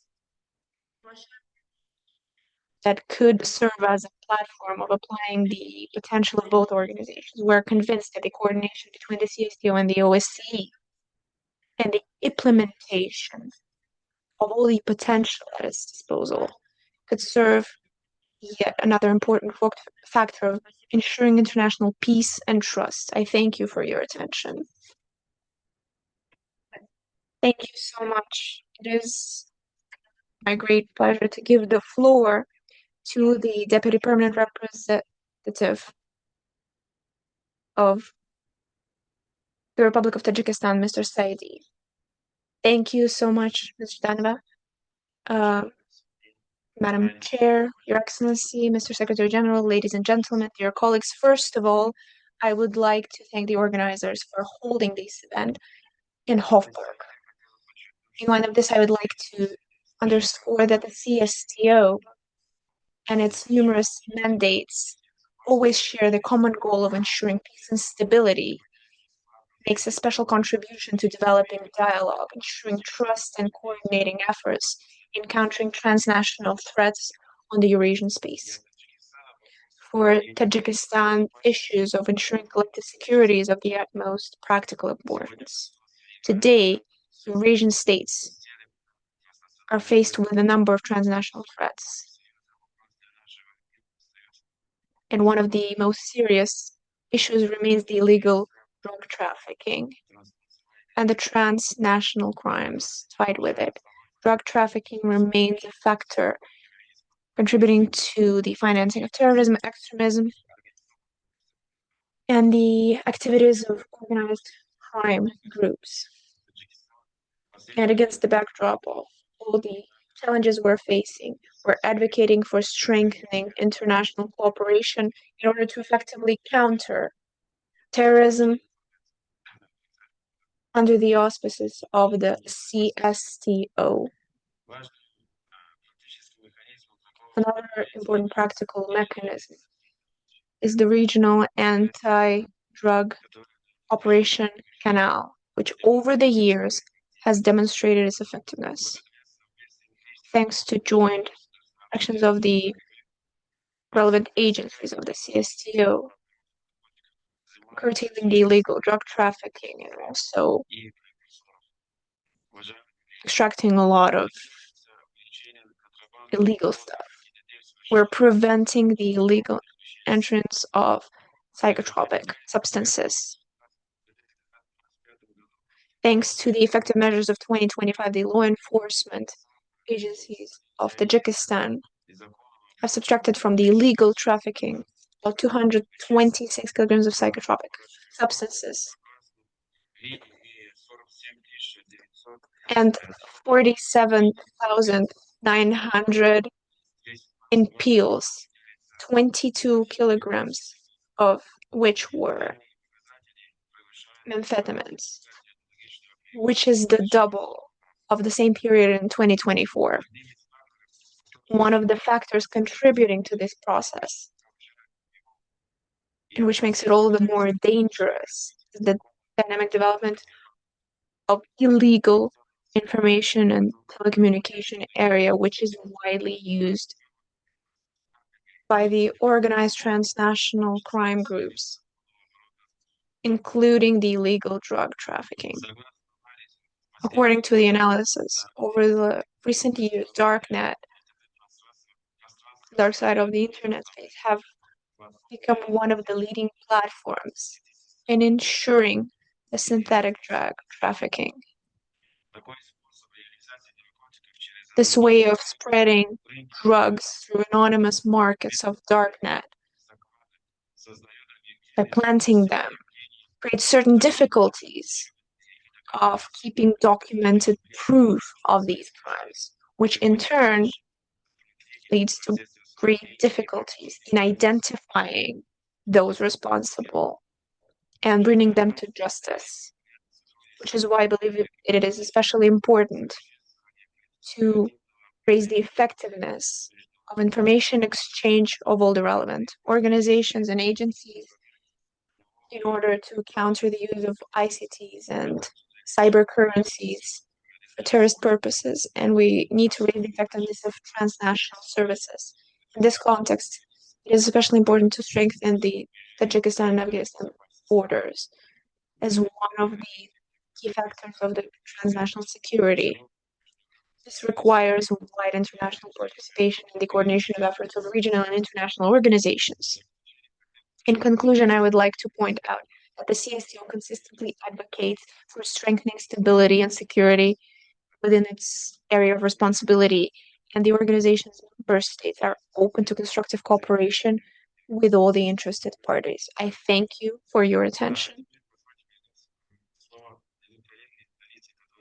I would like to now give the floor to my colleague from the capital, who will speak more in detail on this topic. Thank you. Good afternoon, dear colleague, dear Chair, Your Excellency, Secretary General, Your Excellency, General of the Joint Staff. I would like to thank the Chair for organizing this roundtable. I would like to briefly present our position. It's worth pointing out that the situation in the international arena is similar to that of the previous century when it comes to security challenges as well as the transformation of international process of international security. As one of the founding members of the CSTO, Tajikistan has contributed greatly to the collective security within the area of responsibility of CSTO through its existence. The Republic of Tajikistan, in order to preserve security, back in 2013, advocated with the initiative to strengthen the border between Tajikistan and Afghanistan. It's also worth pointing out the wise policy of a president who, seeing the events of August 2021 in Afghanistan, has consistently advocated for the importance of issues of security in our country. The Permanent Council of the CSTO, which is the leading organ of the CSTO, with help of Tajikistan, contributed to the working of the concept of the CSTO, which was a response to growing challenges and threats against the sovereignty, and once again underscores the importance of collective efforts of the states in countering threats. This initiative understands the challenges and threats from Afghanistan's and understands the importance of efforts of all the member states and underscores the importance of peace and security. All the workings out and intergovernmental program in strengthening Afghanistan security was signed by the CSTO member states in November 2024 in Astana. The implementation of aforementioned program will become a significant achievement in identifying threats from the southern direction, which will ensure regional security. The implementation of the program includes 3 stages over 5 years. The first stage sees the joint efforts of all the member states and the relevant agencies, which has already been implemented. And we're already working on the practical steps of implementing this program. It's important noting out that the heads of the CSTO member states consolidate the importance of the CSTO program and underscore that its implementation will be an effective mechanism which will lower the overall danger level on the territory of CSTO member states and will serve as yet another factor at identifying and countering threat intelligence to the member states of our countries. Another initiative is the creation of the Center of Humanitarian Response in Tajikistan. And currently, we have worked out the concept of deployment of the crisis center in Tajikistan, the main task of which will be to timely respond to the threats of the member states and unforeseen circumstances. We believe this humanitarian response center will allow the CSTO members to monitor the situation in case disasters happen in Central Asia. It'll also allow them to set up a fully fledged international structure that is going to provide the CSTO members with assistance in dealing with the consequences of natural disasters. On the whole, Tajikistan has a very constructive position in terms of maintaining international peace and stability.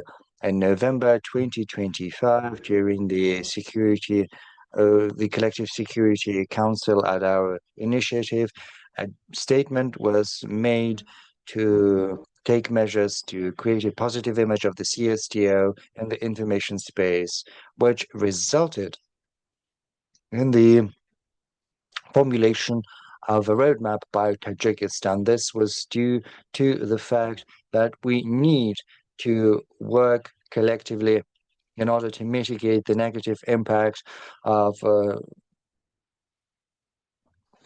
negative content in the internet in order to improve the image of the CSTO and also to fight misinformation as well as fake news that could be deleterious to the image of the CSTO member states as well as their citizens. The heads of states believed this decision to be relevant and they endorsed this decision. We would also like to talk a little bit about the fact that since our organization is working in a closed manner, its activities are not publicized properly. Unfortunately, there is not enough light shed on what we are doing. That is why the promotion of our activities, greater coverage, all of that would serve a better image of the CSTO. In conclusion, we would like to say that Eurasia lacks a collective system for crisis response. And that is why it is important to overcome the differences in different approaches to peacekeeping. We see that the international landscape is shifting very rapidly and unpredictably, and that is why we need to take that into account. The international community does not realize the dynamics of international changes. It lacks the necessary potential to respond swiftly. The unpredictability of international conflicts is fraught with potential dangers to the international community. That is why the community needs to be interested in taking collective actions in order to stabilize the international environment. Tajikistan has positive approaches to almost all the issues on the international agenda. We prioritize diplomatic solutions to all disputes or controversies, regardless of their origins. Thank you very much. Over to the moderator. We would like to thank Tajikistan for your contribution to our today's discussion. Colleagues, we mentioned on multiple occasions today that recently the three SGs of the CSTO, the CIS, and the SCO have adopted a roadmap for cooperation for 2026, 2028. And right now, I'd like to give the floor to a partner of ours, to an international organization. Our next speaker is Deputy Director of the Department for Cooperation and Security of the Executive Committee of the CIS, Mr. Jack Beckett. Over to you, sir. Thank you. Mr. Secretary General, Dmitry Alexeyevich, participants of the Roundtable, ladies, gentlemen, on behalf of the Executive Committee of the CIS, I would like to welcome you and thank you for the invitation to take part in the International Roundtable. Distinguished participants of the session, more than 80 years ago, the current international system was established. Right now, it's entering a period of fundamental changes, which makes it increasingly relevant to build a new architecture with greater role for different centers of power across the regions of the world. One of the centers, the poles, is the Commonwealth of Independent States, as well as the CSTO. By maintaining partnerships and developing them successfully, these organizations have become a pillar of international relations as they tap into their potential, as they work successfully. Both the Commonwealth and the organizations take on a new importance as key regional platforms. Further steps for the CIS and the CSTO involve their organic integration into global processes, as well as in the process of seeking for new security solutions in global security. The recent trends in security demonstrate that there is a deep understanding for the need to work in collective formats. Within the CIS and the CSTO, we've accumulated a significant legal framework. In order to take collective decisions, we organize regular meetings of the heads of states, experts, as well as ministries and agencies, which allows us to come up with a collective approach to a wide range of international issues.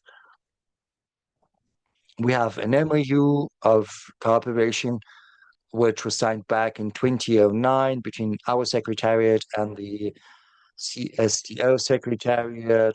Moreover, specialized bodies of the CIS also have relevant agreements with the CSTO counterparts. It's been mentioned on multiple occasions today that in September 2009, the heads of the three organizations signed a roadmap on cooperation between our organizations, which allows us to raise the efficiency of cooperation in different areas and domains.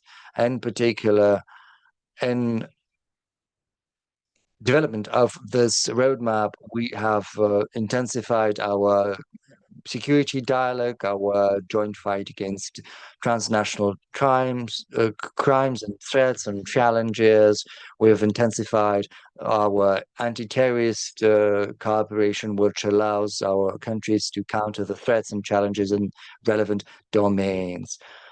We have also adopted measures to prevent terrorism and also to prevent the spread of terrorist ideology, to prevent the internet from being used by terrorists for promoting their ideology, for raising money, or for helping them out with perpetrating terrorist attacks. This is some very good preventive measures which help us de-radicalize our societies. With a view to reinforcing practical cooperation between the CSTO, the CIS, and the SCO in the fight against terrorism, extremism, and radical ideology, Minsk hosted an event on the synergy between the three organizations in de-radicalizing our population. The main goal is to set up a platform for exchange of experience, to talk about relevant threats, to come up with coordinated strategies aimed at disengaging youth from radicalized spaces. We paid particular attention to preventing extremism, to exchanging best practices in de-radicalization.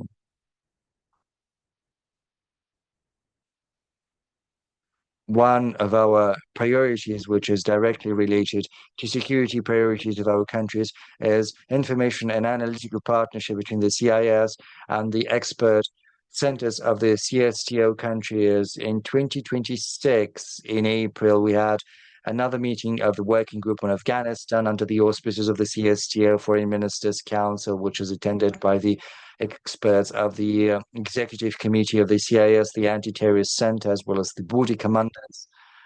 In the course of this discussion, we had an exchange of views on the current state of affairs in Afghanistan. We pointed out that there are still potential risks and threats emanating from the territory of this country. This partnership is very much relevant to allow us to assess the current state of affairs, given the fact that recently the threats to our countries have become very acute. Moreover, the international community as a whole sees lack of practical experience encountering the newest threats and challenges. As we know, cyberspace has become a fully fledged battleground for potential confrontation. ICTs are used as means for external pressure. They undermine internal stability. We would also like to say that the existing legal framework of our organizations allows for fully fledged cooperation between the executive committee of the CIS and the relevant bodies of the CSTO and the SCO. Our member states demonstrate in practice the principle of indivisibility of security, both regionally and internationally, making an increasing contribution to the level of stability and security in the region. Against the backdrop of emerging threats and challenges, we've built a very good groundwork for security, which allows us to respond accordingly. Our academic dialogue, expert dialogue can be the instrument which compensates for the lack of political dialogue. It can also serve as an example for other organizations. Our organizations echo one another, which serves as a token for further cooperation. And right now, collective security is key, and this is the emphasis we should be placing. The discussion of this forum's agenda will be a certain contribution to furthering this task. It'll allow us to build closer partnerships. Thank you for your attention. Thank you, sir. Next, I would like to give the floor to Councillor of the SCO Secretariat, Mr. Behrouz Mokhtari. He is going to address the participants of the roundtable from Beijing. Over to you, sir. Thank you, distinguished ladies and gentlemen. On behalf of the Secretariat of the Shanghai Cooperation Organization, I would like to thank the Russian side for the initiative of organizing this roundtable on the role of the CSTO. And I would also like to thank Russia for the invitation to share the SCO's views. The organization of this meeting at the OSCE platform is of great importance. Amid the current international environment, an open and professional dialogue of both regional and sub-regional organizations can serve as an instrument aimed at reinforcing trust and maintaining stability. Distinguished colleagues, presently, the international community is facing significant challenges. We are witnessing a surge of mistrust in international relations, a surge in geopolitical tensions, as well as a crisis of global governance mechanisms. We're also seeing a growing conflict potential across different parts of the world. Amid these developments, regional organizations play an important role because they're capable of making a contribution of their own to reinforcing stability, as well as to furthering constructive cooperation on the basis of international law, as well as the UN Charter. The SCO is steadily and consistently advocating an equitable, sustainable, and indivisible security architecture. Our organization abides by the principle of mutual respect for sovereignty, territorial integrity, equality, non-interference within the domestic affairs of other countries, as well as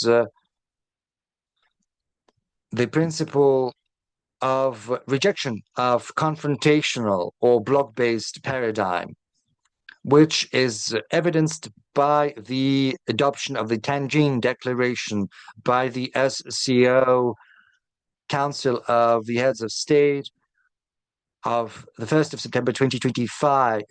This declaration has once again emphasized our commitment to the Shanghai spirit, which consists in the principles of mutual trust, mutual benefit, equality, respect for the cultural diversity, and joint development. Thanks to this approach, the SCO is currently improving its international standing as a platform for equal cooperation and practical interaction between the countries that pursue different models of development and different foreign priorities. That said, Central Asia remains the key region for responsibility and cooperation of the Shanghai Cooperation Organization.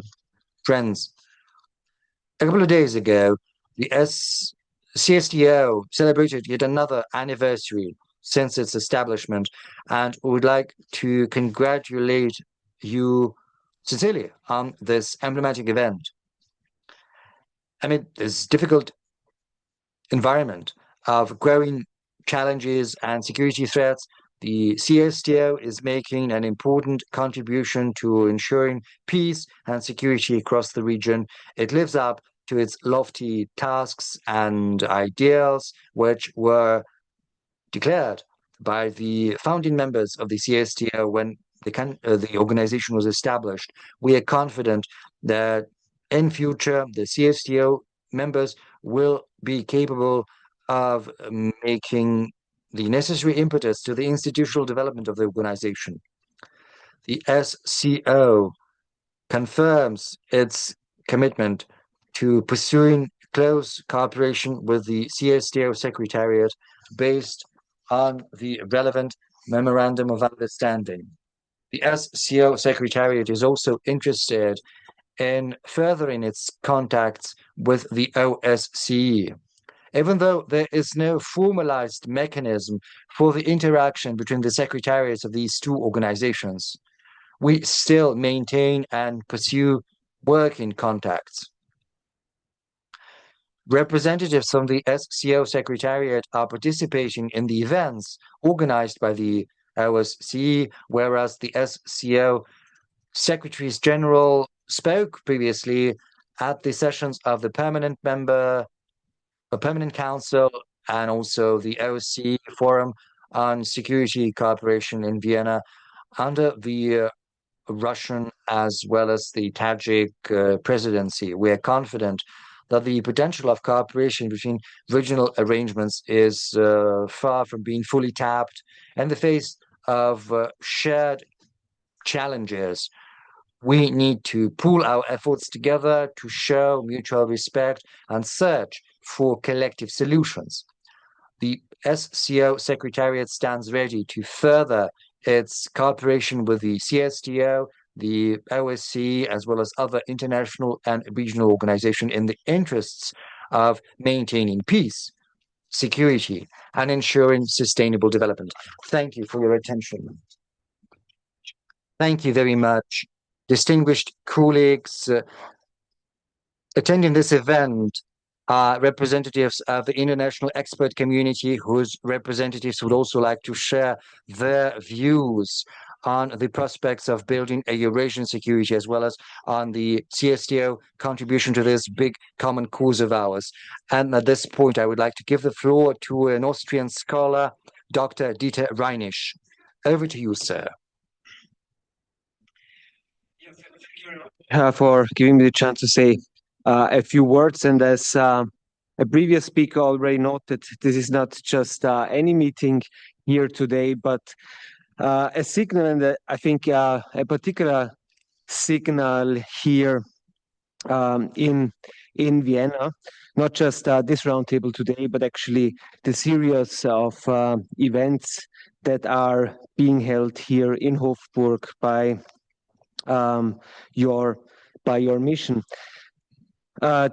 here in Vienna, it's a place particularly important for discussing and preparing a new security architecture, because the previous one has unfortunately, and I would say intentionally, been destroyed by Western states, and unfortunately also due to both the active and passive behavior of the host country, Austria, who once was a place, a location for diplomacy and dialogue as a true neutral state. These are exactly the elements of a new Eurasian security architecture within the new emerging multipolar world, the diplomacy and the dialogue, which was characteristic here for the city throughout the second half of the 20th century. Austria is a center of building bridges economically, diplomatic, politically. This is not the case anymore. Austria plays a destructive role here in the OSCE. And also, I must admit, the campaign to secure a non-permanent state in the UN Security Council is nothing to cheer anymore. Thankfully, Russia and, as we heard several times today as well, Belarus have stepped in with their initiatives like the Eurasian Security Conference and other activities, trying to build bridges that were before destroyed by their Western counterparts. Unfortunately, these bridges are not yet used by the West, as we've seen, for instance, with the participation at the Minsk conference in October, where we have seen the only representative from a Western state was Peter Szijjártó, the Hungarian foreign ministry, and unfortunately, due to the recent events in our neighboring country, I don't expect a Hungarian participation in this year's conference. But history moves forward if they like it or not.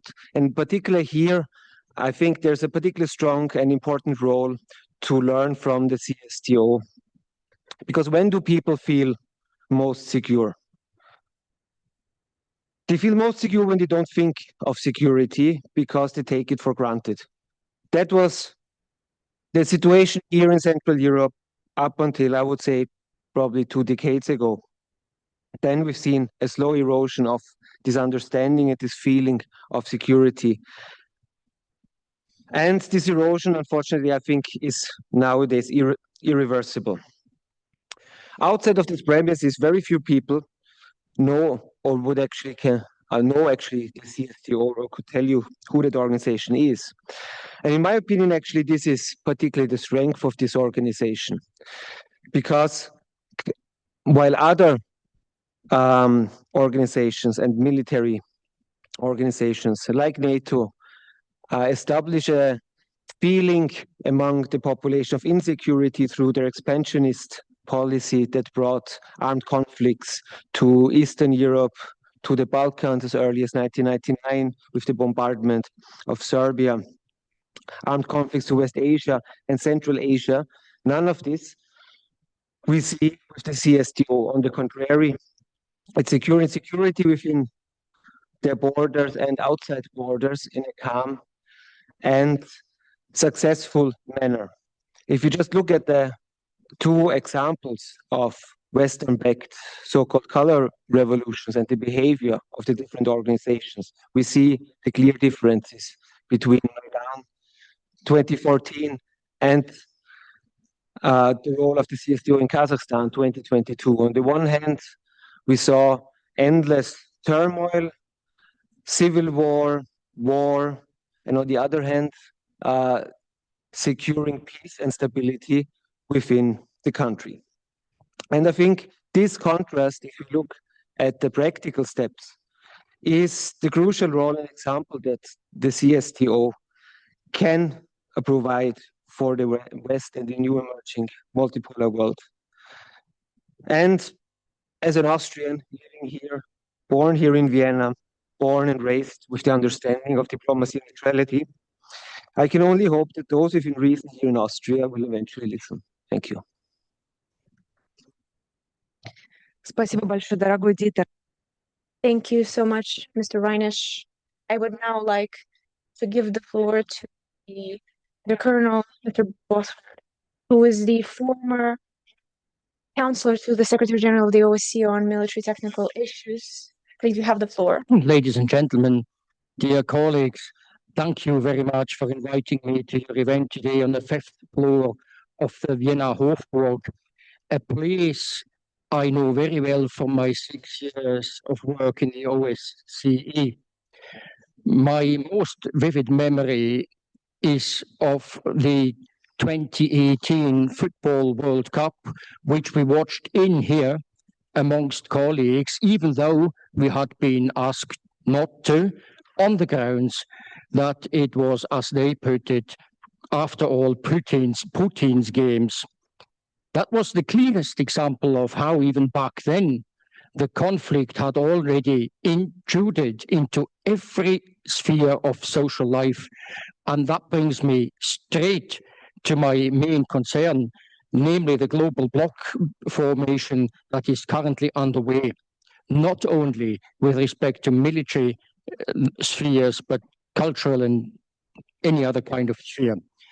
I have interpreted the war of aggression against Iran, which, by the way, of course, violates international law, among other things, as an attempt to break a country away from the BRICS Plus group, not because it threatened other countries, but because it is part of a group of states that resists the dictates of the so-called community of values. After Iran had resisted Western economic pressure for decades and was on the verge of reaching an understanding on key issues, it had to be brought under military pressure. Viewed from beyond the scope of this conflict, this gives rise to the fear that any country wishing to cooperate with the BRICS Plus group in economic, scientific, cultural, or other respects must expect to face attempts at political or military pressure. In other words, cooperation with the countries that represent the majority of the world's population today must be backed up by military means. It is as sad as it sounds. This answers one of the key questions of today's conference. With whom should the CSTO cooperate? And the answer is very simple. With all those who wish to cooperate with the BRICS Plus group, the Shanghai Cooperation Organization, the Conference on Interaction and Confidence Building Measures in Asia, the Eurasian Economic Union, and others represented in here today. To withhold an offer of military cooperation would mean exposing potential partners to the whims of a group of particularly Western states. However, to ensure that this strategy does not in turn reinforce the trend towards the formation of military blocs, a development we, I think, all regard as undesirable, it must be combined with offers of cooperation to the West. I see this particularly as the reason why Russia and the CSTO states in general should continue to participate in the OSCE at all. The condition, however, is that discussions take place on an equal footing. North America and Western Europe remain the world's most resource-rich bloc. To guarantee their security, they constantly invoke the concept of deterrence. Deterrence, however, presupposes the application of the principle of equal security for all. Otherwise, it becomes intimidation, and no one should have to put up with that. We will now have to develop a common understanding of the role of the OSCE, not as a mean to increase the influence of certain countries on world politics, but as a platform for the discussion of serious problems in the field of security, not as a forum where diplomats put pressure on each other, a sentence that I've heard so often in my 6 years in here. Those who are unwilling to engage in constructive discussions in here, in this very premises here, better watch football games out in the cafeteria over there. I think with that is said enough. Thanks for your attention. Благодарю.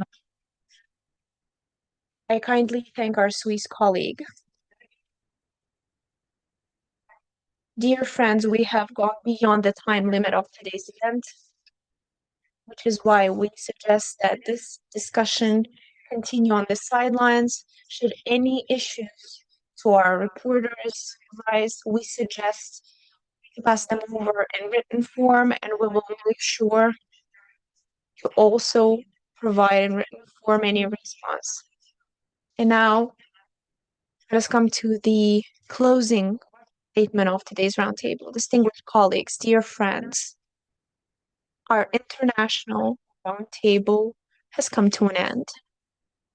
Today, our speakers have repeatedly underscored that one of the key characteristics of this time is the growing confrontation in the world, as well as the aggravation of time old and new conflicts in the regions within the scope of responsibility of the CSTO.